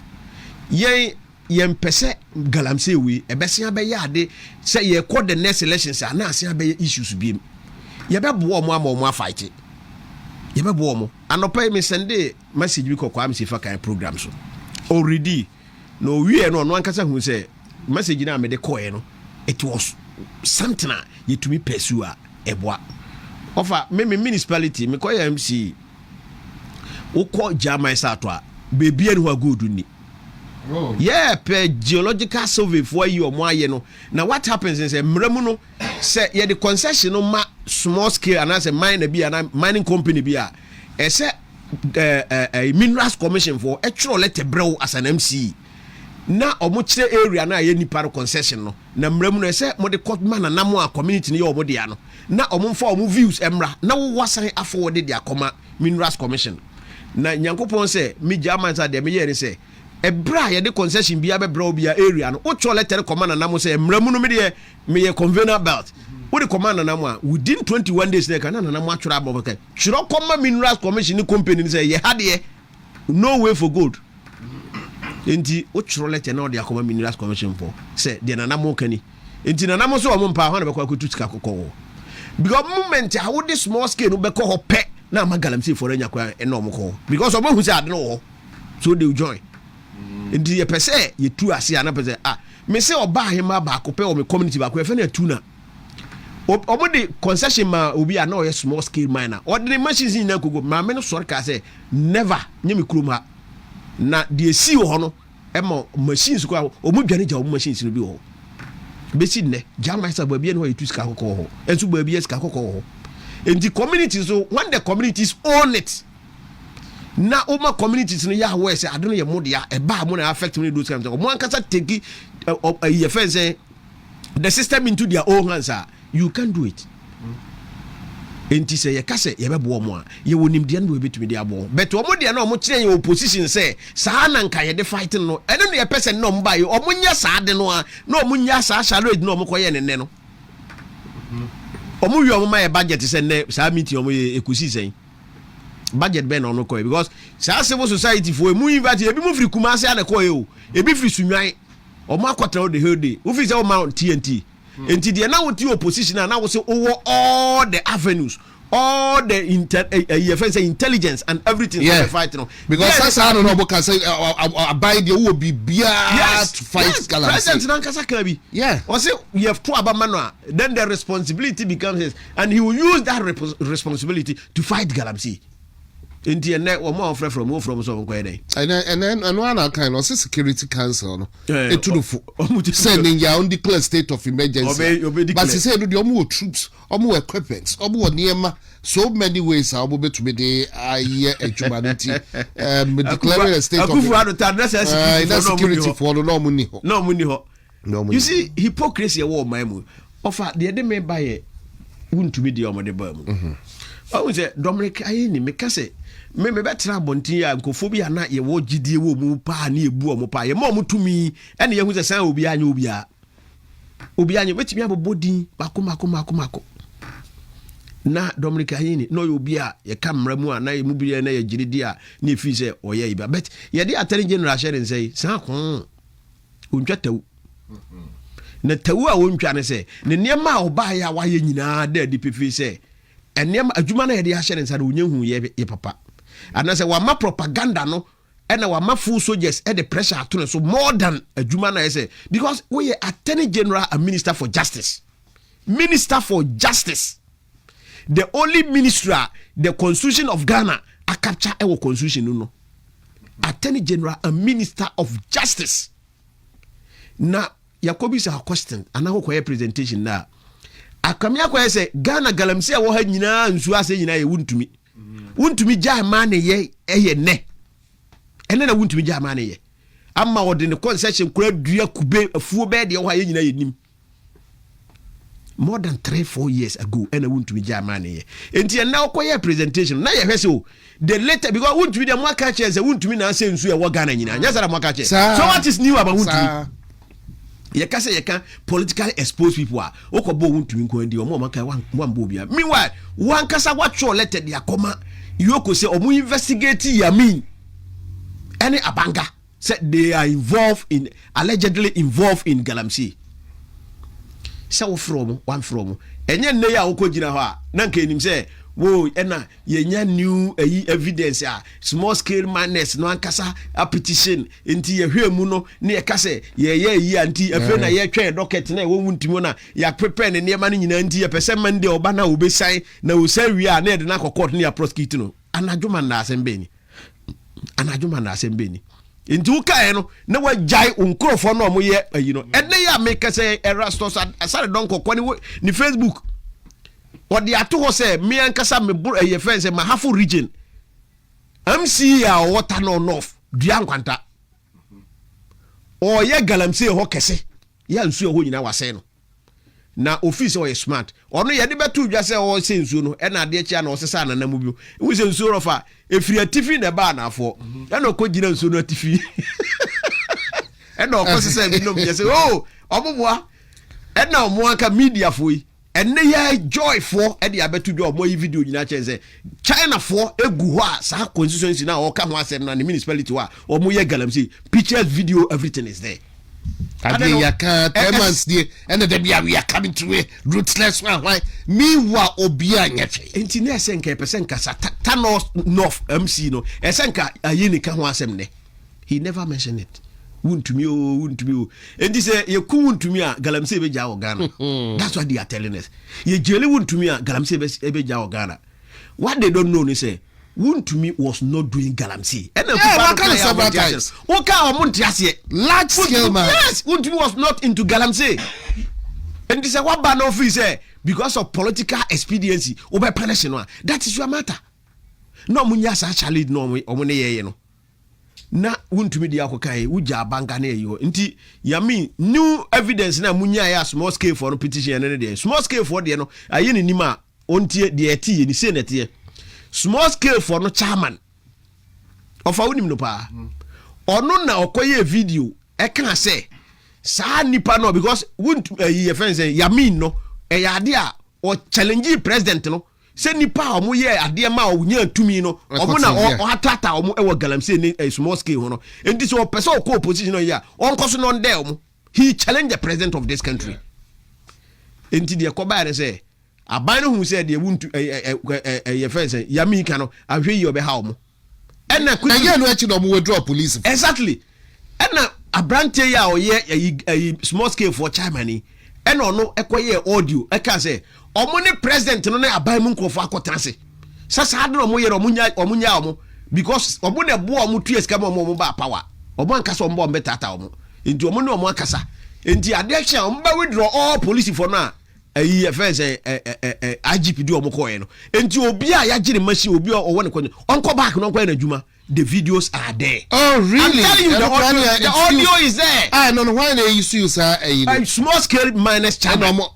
No catch them call for exactly enkoye adwuma obi ankoye na adwuma ade achi ya na aban ma omo withdraw police first IGP police for nyina enti ombisa mo do mo kan so IGP police for no ase task force no adoso nti on person omo yi omo free ho is that what they said though and nandodo senkwai so Wontumi identify legal ones no from one why be na Yamin ne small scale for no omo ne manema ko nti omo hu say baabi adena ko na mo ahwe yi be ha omo party na asem ko kan no ma men kan che won he what they have decided to do ni say see here de ehyewa ba mo nyire mo na muntu ne tentem party for mo nyire mo ho na munidi nti omo guhura ma omo didi o mo nyire mo ho na ka be say 1 year 2 years to elections na fe na yabam na manfo hu say ye fight galamsey they are not doing anything Crocro the John and Omoye.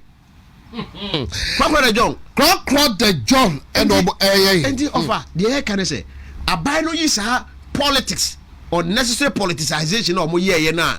Ye say because 2013-2014 President Mahama wo hono na galamsey ye wife say ye wobra ye be ma evidence say kire say galamsey e ho na be gentre ha some aka say omo part of the model under why na ye youth in mining enti ye mu be na youth in galamsey because they were into galamsey e ho na galamsey e be gentre ha wo mamu but they created the impression say galamsey e be sha ase 2017 Akufo-Addo aba power eno na de yaduru ba bi yaduru ni president na oka say omo Akufo-Addo achi omo be yi omo no onyi omo na ne ehwe China for na mo say Akufo-Addo chi omo a wa deport omo no obo chi omo na omo njeli omo ne ehwe na mo yes ha na ma wo nyina eno na de yaduru ba bi yaduru ndi say omo pese omo be open omo heart na ya bo omo a finally president ka say bi say ono no he is not a miner.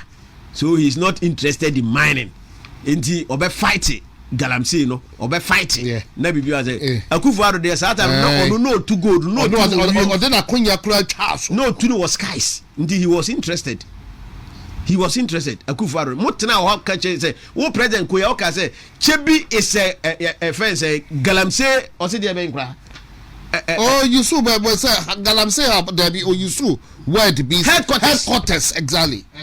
And ne bole bamboy bole president krum and ne joy for video everything is there omo interview MC nra bole bamboy black voter na ewo ho a and the mass source of water race fence e de ko Bui dam no makọ tena ho board and be 3 days ministry e ho na nsori nyina ba na ye generate power no Bui dam no is under threat. The source is coming from the hometown of the president. Oteha, see no evil, hear no evil. Nikuru mo kura benye so. And kaneya ya ka say ho na galamsey atinto no. E sen ka president ko honne. Na okure mu anka so nipa mo nyina mo tu kotra Cote d'Ivoire. Na enti offer. Do mo ye no opposition no. E na ye remind omo. Nothing has changed. Mate. But as papa a year honorable Andrews Bediako, a year former MCE for German South municipal, that's a municipality. It's nene ena wote yero gasto mixture a stomach ulcer a draw papa gasto mixture with your beer me pa just say stomach ulcer kwa dia better the ediaba say typhoid fever and no a year gasto mixture be emabe herbal shop bia be komu bia o de kasa wo pe gasto mixture we are cancel pe gasto mixture na omo ebema e draw bi ato ebeboa papa teacher say a stomach ulcer your mensoplax mixture mensoplax mixture so oba we fichiko o menses that time of the month sawo bra kona kope a mensoplax mixture na afi wape a prostaplax mixture and also be my prostate enlargement frequent urination so Johnson tentem and also we prostaplax mixture libya ebebo papa a year nature medics consult and a dear droy aba ijaso ko nakotobi na emua nti ne ehwa baby ahia moa no akotobi say gasto mixture for stomach ulcer say mensoplax mixture for menstrual pains and na say empono ope a year prostaplax mixture ni so and no prostate enlargement ebebo papa from atrofo so number is 0248 778 899 ofrabwa emwabi ahia bia no omo edbema kwasi me brown swear yeah yes sir that's it yes mame tsa okese pa na chana bi nkomo bibia wotie enyume na megidi se ena de nyina ye hu ade a andisi po no ene ni Mahama no omunam so a obudi pese obudi ye Ghana fo anoko ni nyame no moni hwia wo ye oli say won na hu sa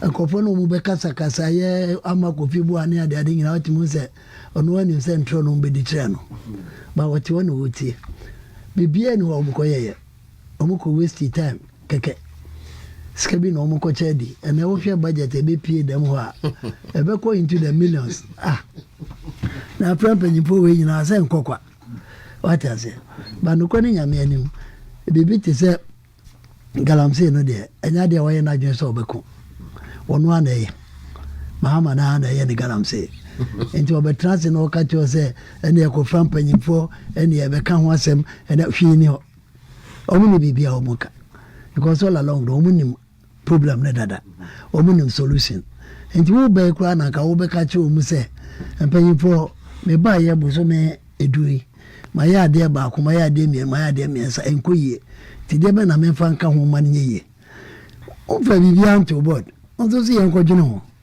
ti de ma de no mo dwene ho minyanti ase e be ka sa ta mi amedete dem we e de me pa no mo kwa ko dwene ho se sesen oh na yi ni abedi ntro ayi ne kura de ono de na sem de bigiri se che ni e be ka ho asem on ka no kure and then Tronkwa and what this any ade me the second ashibia na zane friend oba no obusa ne say eji waka wontumi de na da na honkofo ya wa wo se ya investigate wo mu ya nte ho hwe wa wo se yamin ene abanga bi wo mu akoye bibia wo de wo mama yoko eno de wontumi anka ho asem enti no kura ne nyame ne me de obi ka se wo Jidie wo Mahama mu say oba be fight galamsey ni ba ko forget because onye na dwene ba kokra e je say ade no no na eto so say Security Council that into the four say even the ultimate a year state of emergency no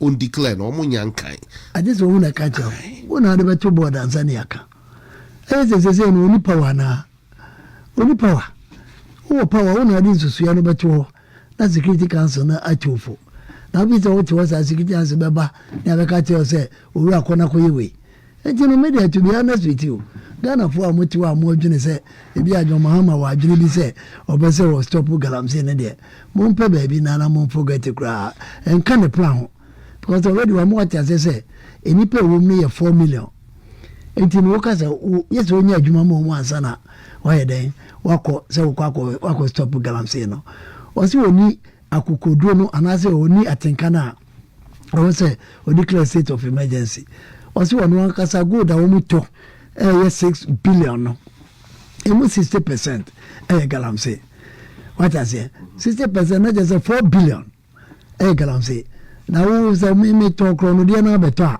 ada ne yakochi akrofo no na de yencho ada na o de yencho eti epeni ye pa omu peni ya Ose Mahama ne sami jamfini ne nkofo no omu sa chichichi omu nya chichi omu wi sa problem we yina no ati obetwa cause obi a wako wi phone na obeton ama na wo wakoto no de so wo kra no wo kwa ye pa konfo na wo na ye the konfo boss ati no mejiri za ho na wo se ye de ne ehwe ana na nso mo mbejina wa no omu keka yina no me hu ni ti na me hu ne kon obi antiase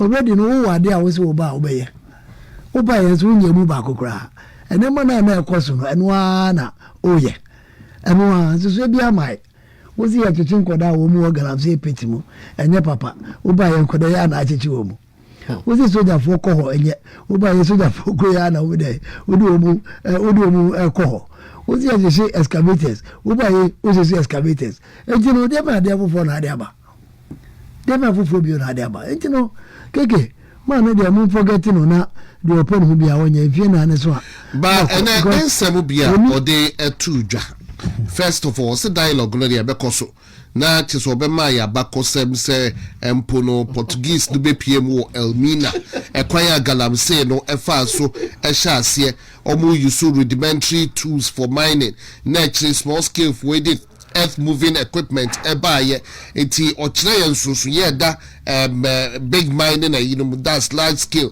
small scale and artisanal mining, but he's determined to win the fight against galamsey na omwa advocacy no de osu odede na ekoso no de pa se sa dede no na mistakes omo ye and so obobora forest no the so obo kwa clear illegal miners no omo clear illegal miners no forest to area and omo ma staff for no free forest no omo say forest guard for no enhwe forest the hono omo say dey be miners ya so mo ani a danger forest guard no it e kire omo sra de 9 months ekurem and omo say 9 months the combination of a year military name no ye police ana yes but say ye here troops no more troops he be pattern to kwa oboko ebi akwa kopie ha ebi apia into troops na omo de be fight ni say why dey but odim say ebi akwa pattern to kwa obo country be dey but omo na mkwa mo ba it there will be more troops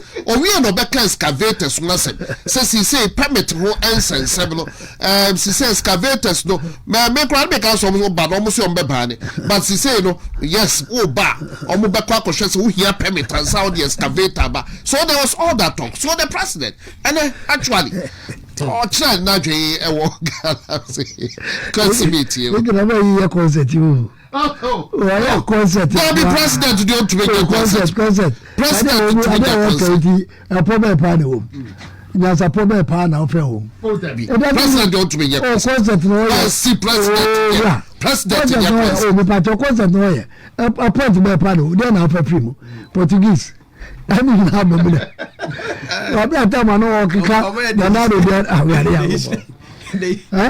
na do tetu de na Portuguese na president for na soldier for na dem na go say stop the problem no explanation no it's a case na do so what do you say also ba within 4 or 6 man of 4 months as say e be twa no explanation may be na dey ba Portuguese for na go from mama be stop galamsey na na say anase dey ba dey soldier for ni police for be say 5,000 how dey call akotia yi unya bi fanko I just want to call a corner as I bounce and when the Biaco. I was see a big budget because budget no say BM only na ultimate azan or ye Ghana for azan chum man o azan me ka ya na o ka se me diago azan kwa oni bibi papa bi a o ka che Ghana for oni bibi papa bi a o se ko bi sa ne question say o pa ye dia no waye dia be pa no waye apart from the na wo ho dada no e dem ade ba ko pa na betimi aka se waye a ye sonko a wo de be fight galamsey e bi ni ho what you make na say o mo wo so ba o be jeja o mu ekozi sei o ba na wo so de ba tusu no ekozi sei campus na wo so ba kwa chi o mu wankra no ekozi sei bibi e ho oni na musa bodi ya wo so nya galamsey o ka je exercise na na do say ni nuanu be hwiama no wo so ba ye wo nuanu na be hwiama o nuanu eno nsam o kra na na esa bobo ba ni so wo so nua na o de sankofa ne ade ama no wo nuanu na be hwiama o what I say no keke mamu nyi no de opa no bia wonye oni hwe ya eno wasa say no frefre no mo ko ye ko mo ye mo ko pede o sa president afre o ko de be na o mo de die man me bo enti say pa de na e poni ko si say onye de the entia on to be declare state of emergency the entia excavators no omo aye free baby a na egu ne ye ntutu ye obeye wo excavators no permit or dey be ma wo na siki permit and sound the aba ntia na o kire omo ne em me be hu so oye no de adum aye CSOs no eja na le call for na ba be program competence there ubeka say we me boni di o kasa no si we na obo ko na obegina ho a o ka tajidity level ne o si oboa yes na e check no o mo ko fa akwa bia begina ho na akwa na beke kan se bia se we ni kofo na e bia ho e kwaso so no eno de entimi kan se what me aka de kofo de kwaso no se de entimi kan aweti no omu bedada papa no na papa no so asumi ane de enti no de opeso otia no ochi no de opeso otia no baba begina woni akeka asem ya che no point ni say okay me with you point ni say ademe ade enti na mukosia ye mukosia se mu be ka che ye kwankwa mu fa so a bo be masa galamsey no tuatwa anya mi yin yakoye enti no explanation bebe ni ye Lands Minister say adiano enya sprint na bom eye marathon wasa kwazi obia onu de munu kase ba wasa si obia anya onu na say declare state of emergency And you know the kind. So one of the voices no. It's never do. Or say na wa fe de o chire musa de say sprint. Na na do time no. And yes sprint dem bom ayembara. Na na do de na sprint. Yes sir. Na do de na no wo kono na sprint. O za ko hwefo bia no mu kasa na ase abesi wo machi. Wo mu kasa na ase akwa na abesi wo mo. Enti ade na yenim say ye no. Ade we so no o mu na kofa ba yo. Me just say me the size be SND was the last time I buy me the size be send o. We did 2010 now. Oh okay. 2010. Atamas no come. What I say? 2010 Atamas kamu. What I say? Over 2011 2012 Mahama committee anama ko yongo no mo ne omo mu kika hu nyina no feature ye say omo ba no ma ba stop galamsey. Sa committee e ba Mahama yarga. Majority leader. Onu na obe kache say fight ni dey ntimi ko. Ansana his excellency na nado danko Akufo-Addo bakura ba be fa kunya no. It is amuye we say yina wie. Mese na wo say ba be kache say afre na wo ba be friend crofo ni yina ya kwa kwotena se na pe ya dwene ho ni ade a. Because they say dey na ade na mo dwene ho. Dey na mo dwene ho. There's nothing to think about. Nothing. We need be our general. Because and then so no Attorney General on politically exposed the if were ne obebro so no. We want to say and then no painting picture to say yes or ye bibi or more chi or call court. But 48 hours don't you know as a ye job no call mining field and wow that's a for mumra kra na just obumra and a blah blah blah blah and would be the able remedy ya made with the some political say anamo no mutua. I am some pa meeting no. One of the stupid one of the question. My minister Muna na oko camera for because say. Say watch them your ye. Onya hwe. Watch them your ya. Na what you mean say some na fufu. What you mean kase do obi kwatu sa akokase ebe ye na asemawie. Ghana man na dey adwuma. Ayi ni won twa mo bia o Ghana ha o. Ana no so authority na ye dey amano no. Odim I was say mra no na dey adwuma. Ti me kase en fo bi mran kran. Ne fa ni nhemu akokase ebe hwa so no mawie. Ene dey ba ubeda watimi esa. Bede no watimi esa. Ene ma woda se che ma wontimi en fa no na. Ne fa no me yode. What's your case ti anu? Prepare no na fa ni kokote. What is it again? Who case it here when you dossier police for the dossier bro? What try there? What you na there? Because a bia over friend with police station. And that's what they call do bia be bono no. Ghana man say he or she has the right to remain silent. For everything that he says can be used as evidence against him. Say a friend will be a police station. Na person to na no. And man say or who kwan so be mi ana no. Because I did be a wedding and Beka Biano, you met me the general Akasa de Tiano. And you won't friend deny a day. Oh, for my day. Tell them Mahama as if you're to me, na baby, bibia. Oh, for my day. Or so reading the Eddie Abadona, the Okayano, say he has the right to remain silent today. Oh, I'm going to be reading the charges now. Now, who do the charges? I'm on another day. Oh, okay, we are fucking Bono court. Who's a Sama you may cannot send the dado. That's why I won't be with him.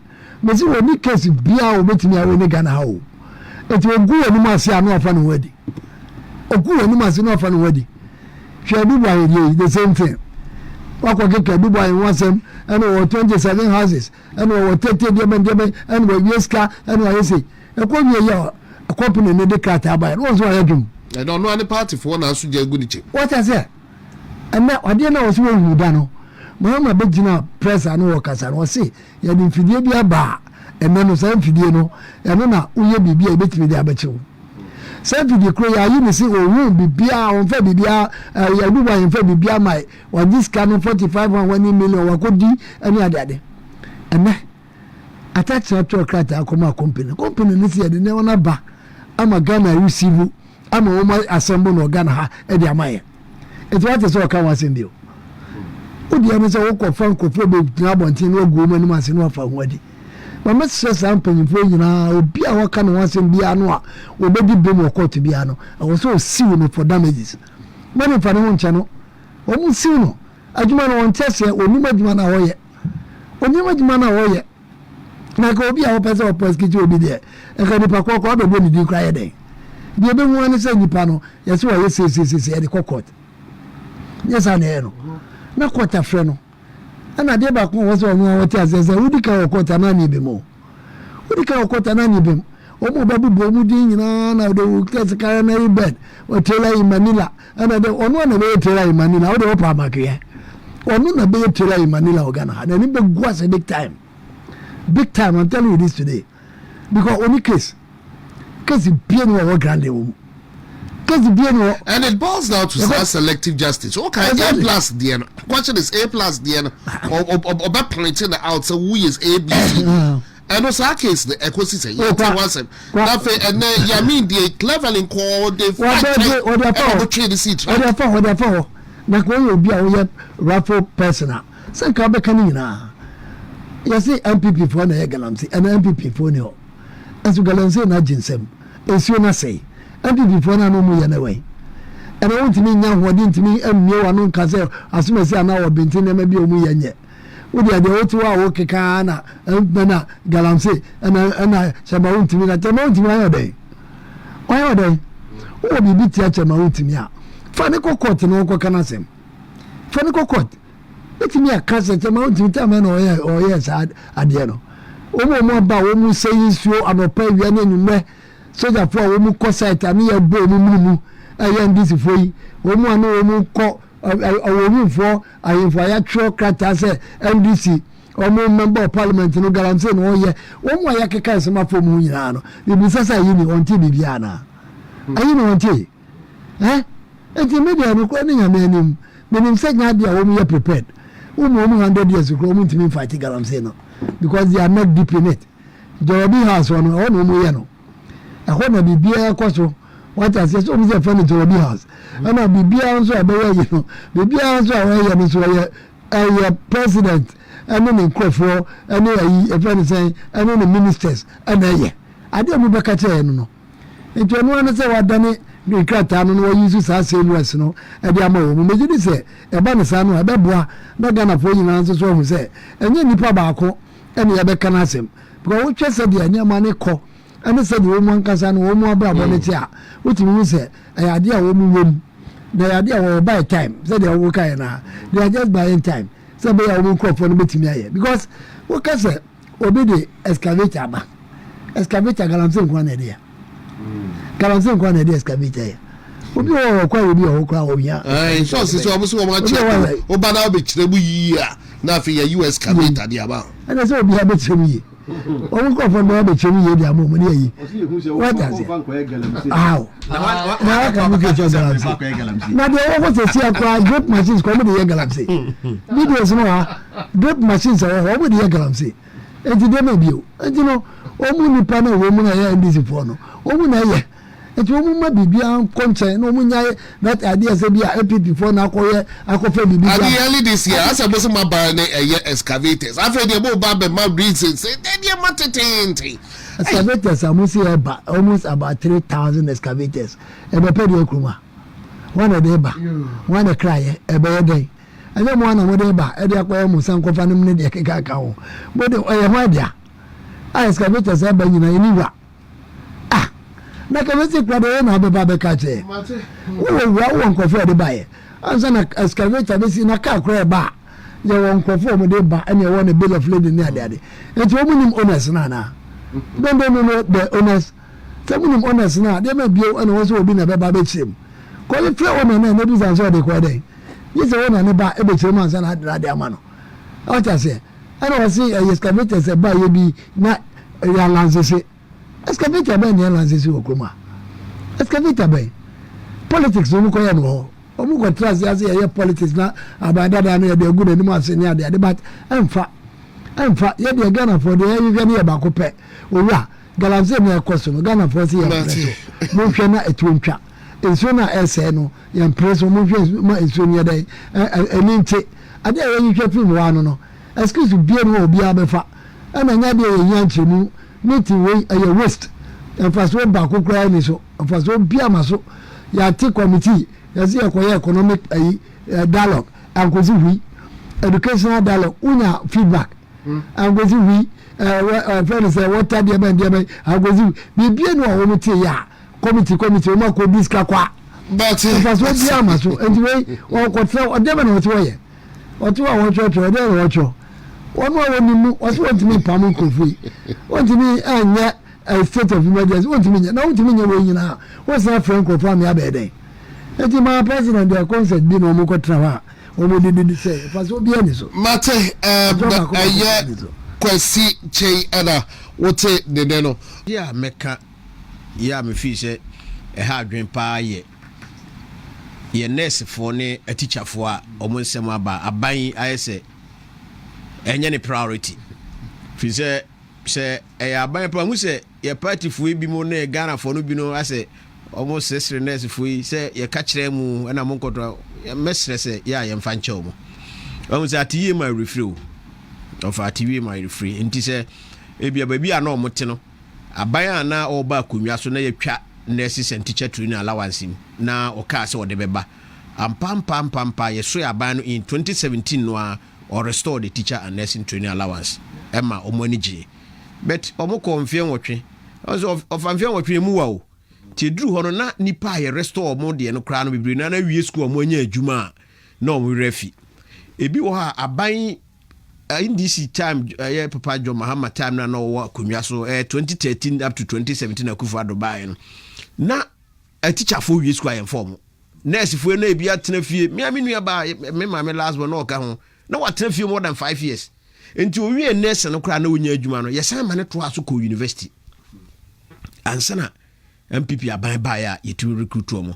enti saa ne ma ne nyina no nipa na bebre ya da bia me ka se maburu no aya na omo sorry ti MPP aban bebre no John Mahama ne John Mose amamu no omo ahunu bi because o hwe ya ba 2024 na ebi mu ana John Mahama aban no na ebi mu obe 8 years ne 10 years mo enti omo ahu niam e koso enti ebi o ha mere ya na me de che omo but reality no ne adone on them enti mesere se nurse for no omo asem ne ya ene achechire for na de propaganda ya na NDC for no ye ne se nurse for but when they sorry impose me travel no Sir President Mahama oba akunya no so no make it clear the intentions okay so can say oba ye man honeymoon kakra okay honeymoon and what catch now and the TUC for so month yes ye man honeymoon na that time kuna no nyamba ba no hu say people for discard nyina it's honeymoon no de anu an ye wo mu ye ofa na scanner people for edi no mi hu anipa na omo ye adwuma wa aban no mu a wa appoint omo no omo nyina boso so yitu omo ka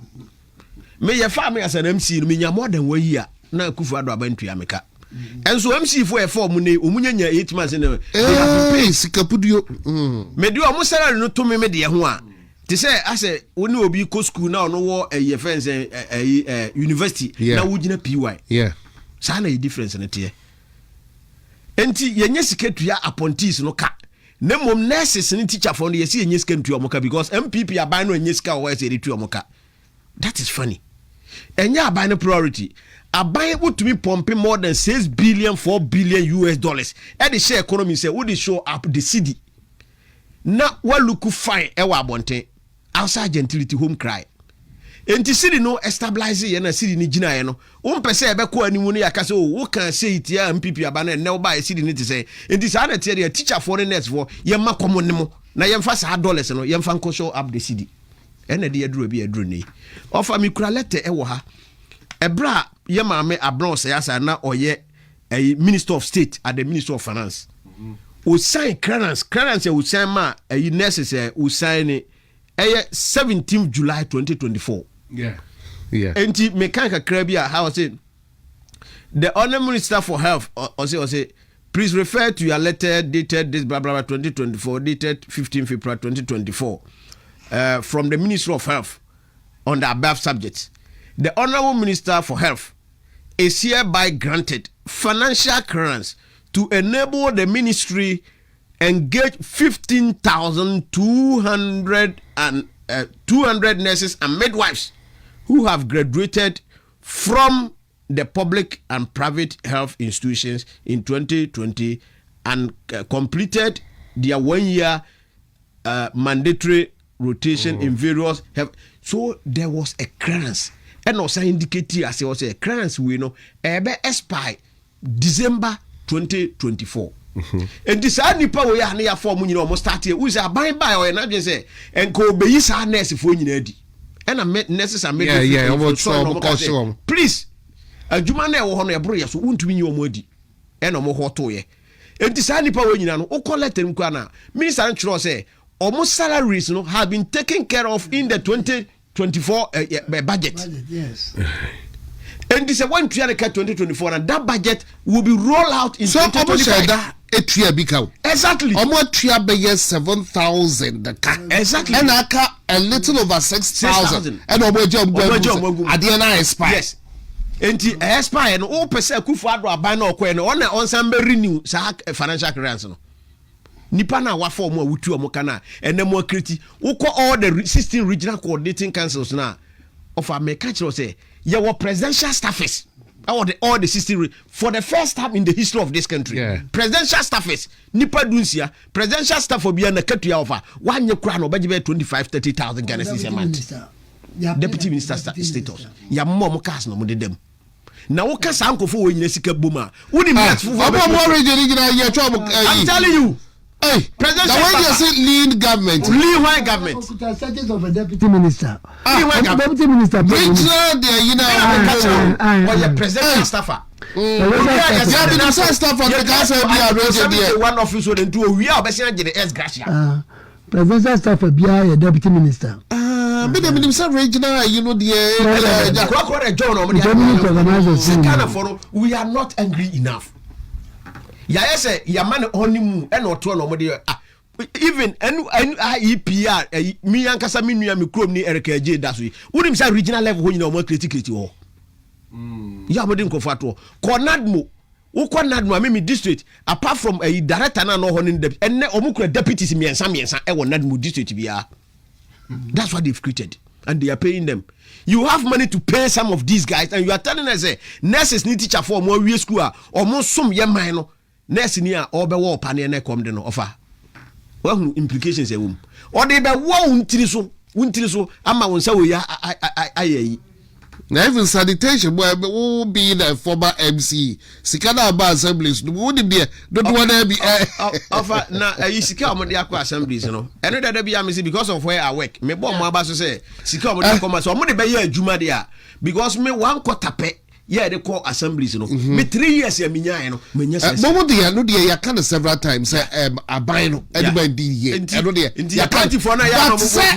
I don't know for sanitation, no dia fine. Yes, but allocation they be na esane for I want to come here. Enti ade no the lean government no lean no papa. Enti omo din trust aban no amma financial currency yemfa teacher for no nurses no enti enye omo na omo akoso mess no ye ka kire nurse for no teacher for nyina say there was a financial currency to recruit them.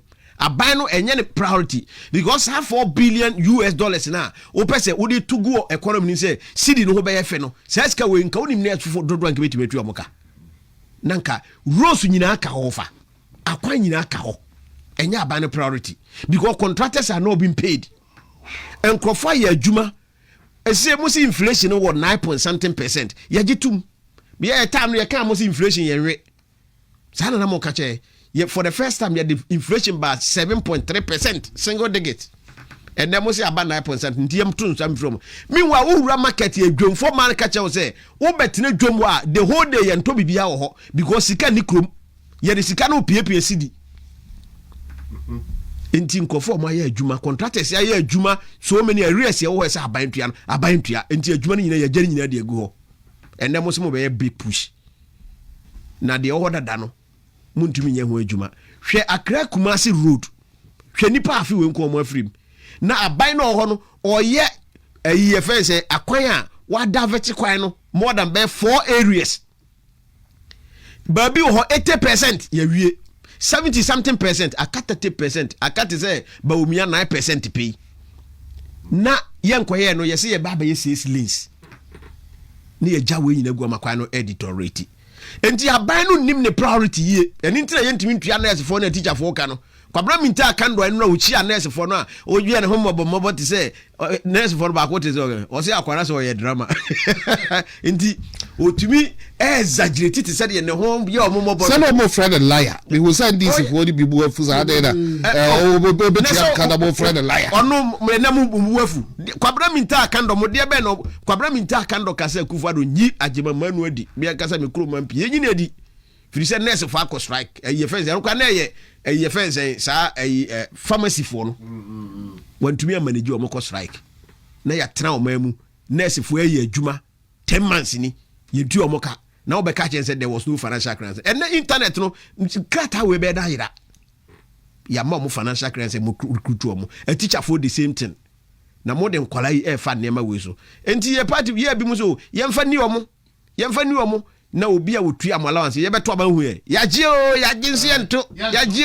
exactly no mo nim se de wo mo ni no na me ka se bebre no o mo nim NDC party no ye ndi offer ya chara kakra wo me anya hwe mi hu John Mahama Jerry John Rollins amamu ena mi hu Kufuor de ena mi hu John Moss de ena me hu John Mahama de ena me hu Kufuor ndim na me ka kire mo se enkrofo we niam o mo kan nye no mbe ye o mo hwe ni yie Ghana fo mo hwe ni yie ye ka we nyina kire man te ase ene ye ne enye o mo priority nurse for no se o kan kire mo se mo de 2026 budget im e ho na mo kwa capture mo na 2026 are you going to pay them arrears from 2025 no January up to the 2026 now kan watana and this for nurse for the teacher for me so muntie me yie pa enso o mo ye o mo aban ba ko no wo ye adwuma mfie miensa ye tuo aka boso miensa ena o mo de betena o maiwem brown be boy no enti enei o ma otimu ye ode e bedru January se entua aka na modi e be ka cho se de wo ye ne afi ba ko ni nyina ahye agu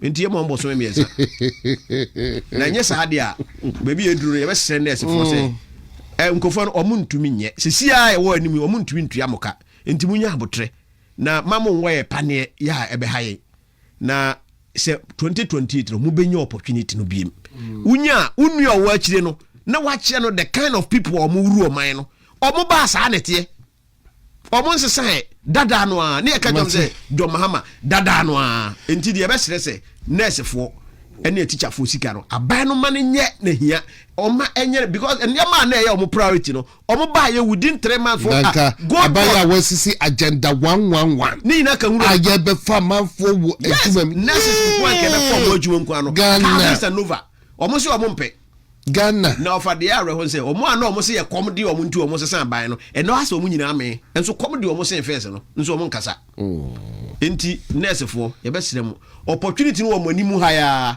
sebe ya munua mo mo wachiri no de mo komu nne no o mo komu biem abana otu amala wansese ma mo no o ne ma mo financial crisis anka o employ mo a aba we na ese na ogigi revenue ese otu amoka o si ontua na kila ntua eduru ara mo so ma chere se kila afedie enough is enough for sikano kro edi tabia yana Ghana for na wase akasa chem se mo mama ni na ho because ade bia o mo beka ye bia no e yazan from the word go anemo makache nyina beka ne enya de ye no kre de me kache Ghana for nyina ne se mo mama ni na ho ye beka mu kakra bi de akere mo me kai pa sa ba we ye ndisi abai o mu chase ya ye ba be so in no o mu kate se kanea no aka 5 hours na asa eko wi ase no George na po boa mo kro bi ani abi your wire to say container side at 3000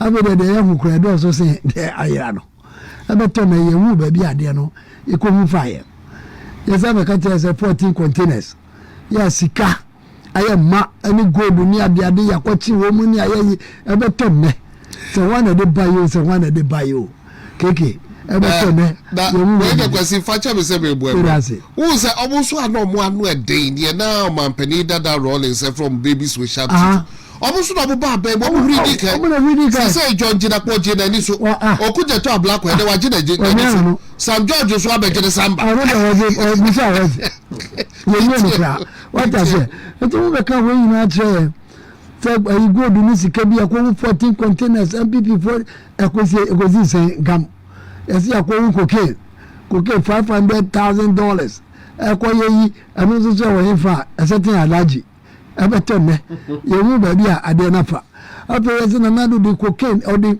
gold bi dwane wakofa bullion van omo de koma NDC for gogu PMMC office ehun se bebre ya mi ne nkofo di animu ekowi ase ebetonne ye ti mu bibia enti ni ubisa ho se enti ni nkofo no settings na omu ye no a ebia no mugu se omu aye ne ebia no mugu se omu ye ne ene mo omu bekeka ye ni nyina no nya no kre me de sika be ma teacher fo no makoto aponchi no matamala no mato banku ene teacher fo ya first kedi amamo same double track betwam ya ba ya 2 weeks pepe betwam na ya CJ 2027 na se for automatic entry we ya na ko wo na wo adwuma ene eno so anya adwuma ene se na wo nyina na mabonti a bosi ni du ko de wo ho ye nya nti omuka enti no obi hu se NDC no omuka no kre me de wo mu tie Mahama asem kra no mu ye nwa because bibia no wo ka ye no kre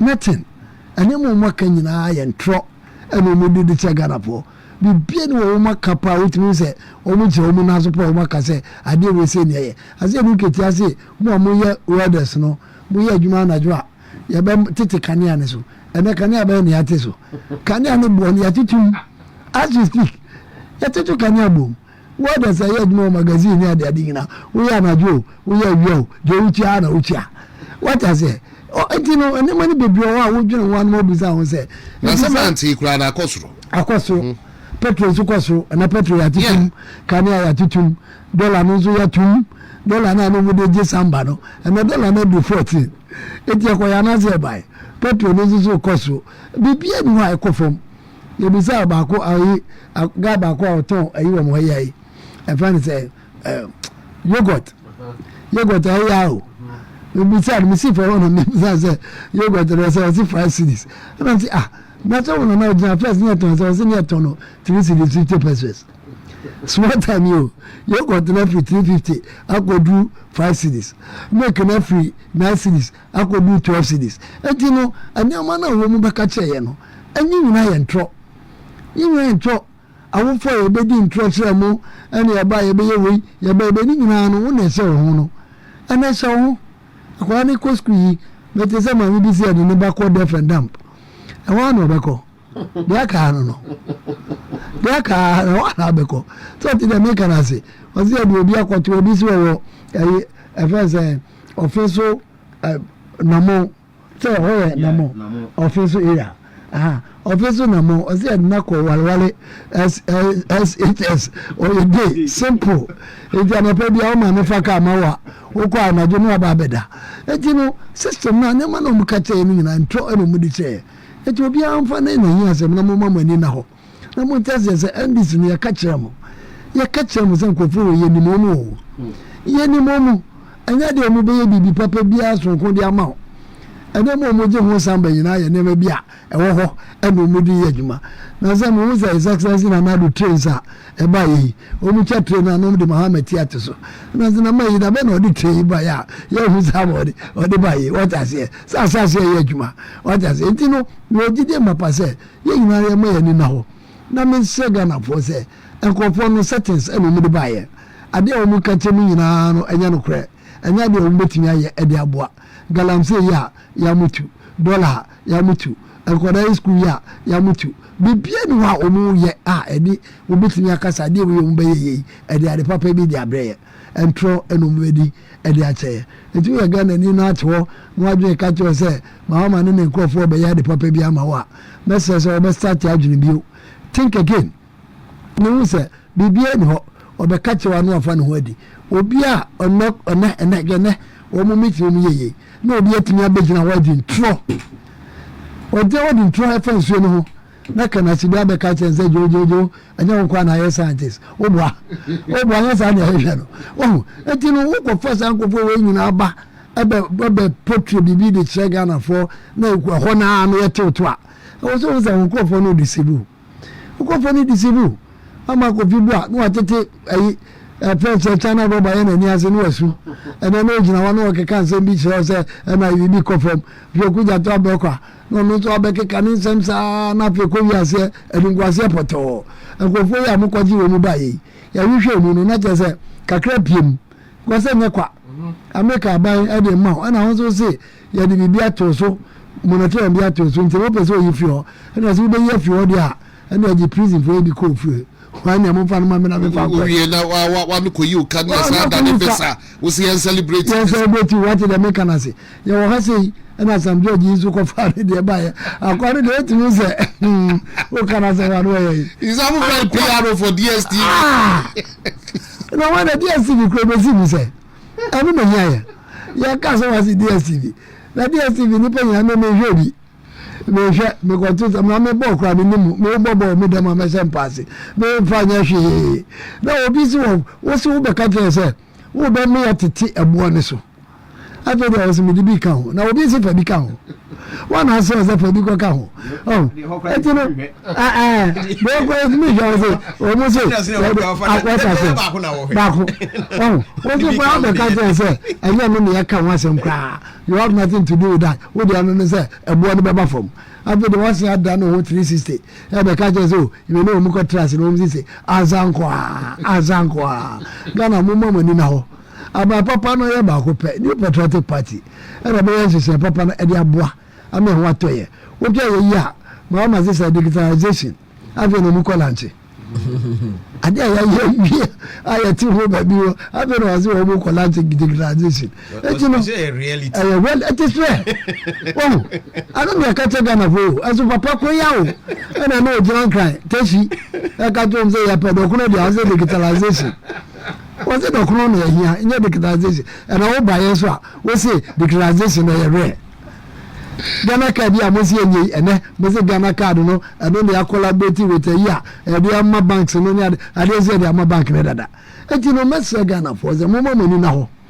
mama obi amakwa me na ada ne bio wo mo na mo ye yen wo mo twatwi sika na wo ho a wo mu ba ya wo mu timi yusu ye e ma ne ko boso me miansa boso me na boso me num a wo mu susu mu kakra no ene edu wo mu time after the wo mu na ma wo so mu di banyina no abonchen enti akoya na se bae enti Ghana for me semo mo mama ni na ho Mahama ni ade papa bia wo de mamo ade papa bia ni ho mama ni na ho na mo ntase se MPP no ene hye papa wo ye no eno ana din se nyama papa ebe den ede bre nkoda school yam awofu osui yeso edu tambia ni ye beka ba no kwenu be hwemu na wo so ona na bi ka ho wo fa si ni we kra so na ka ho na say your friend was a mental tank na mti jack na tank is say the same ni power bi wo na ba kwa tank na kwa eden won mo betimi ato ye betimi ahwema na ye adwuma betimi ahwema na mama nkrofo bi ba be keka kire mo se wo wo your friend say kuma wo fo nkrofo ma mi ne nkrofo be ka say free education na nya papa na nya ne mo the importance of education enne no na usu ukotwa ukotuta akoda ne ma na usu ukoto ni uniform ukoto ni na tabia ukoto kamia ukoto we o fe usu ko han ba ma ba na usu eti me se ediane ena dan so for the garage we betem ko school na we ba na ko school we nya bibie no papa na wono wo ka cho se ono me kama ekro mi ediane no ba ka cho se ediane ni ye no tie me nya no da se for mo de me ko ni nya me anim me ne mo a me se mo me fa se ho kakra because ade ya mi ya pa no say obi bi seska no Minister of Finance say o the best next year budget mo next year o eju aduma na wo ye no sa wo ye we no ayekwa ontimi ntua oka ono azu na baba ka okofa police ne baye me de na ya mi ya de bia na me ka che me ko da defense net police teacher boy mo ya ba pen obeye 3 months pay policy we had 3 years ani am aboso no me saketua ye catch them say man o de ye abese ba so say me o de 1 year o ni a was this next year and obeye budget no so obeye no so November o ba bi o no not just next year no yentumi employ necessary because o mo ya form 2025 you bet you look at 2026 mo am 2026 no mo hwe mo say next year yentumi the same OG papa kona ni do no say the same behavior ajo body na ene bi so mo mama ni na ho Ghana for dey too for you fi afa mo nje so a mo mo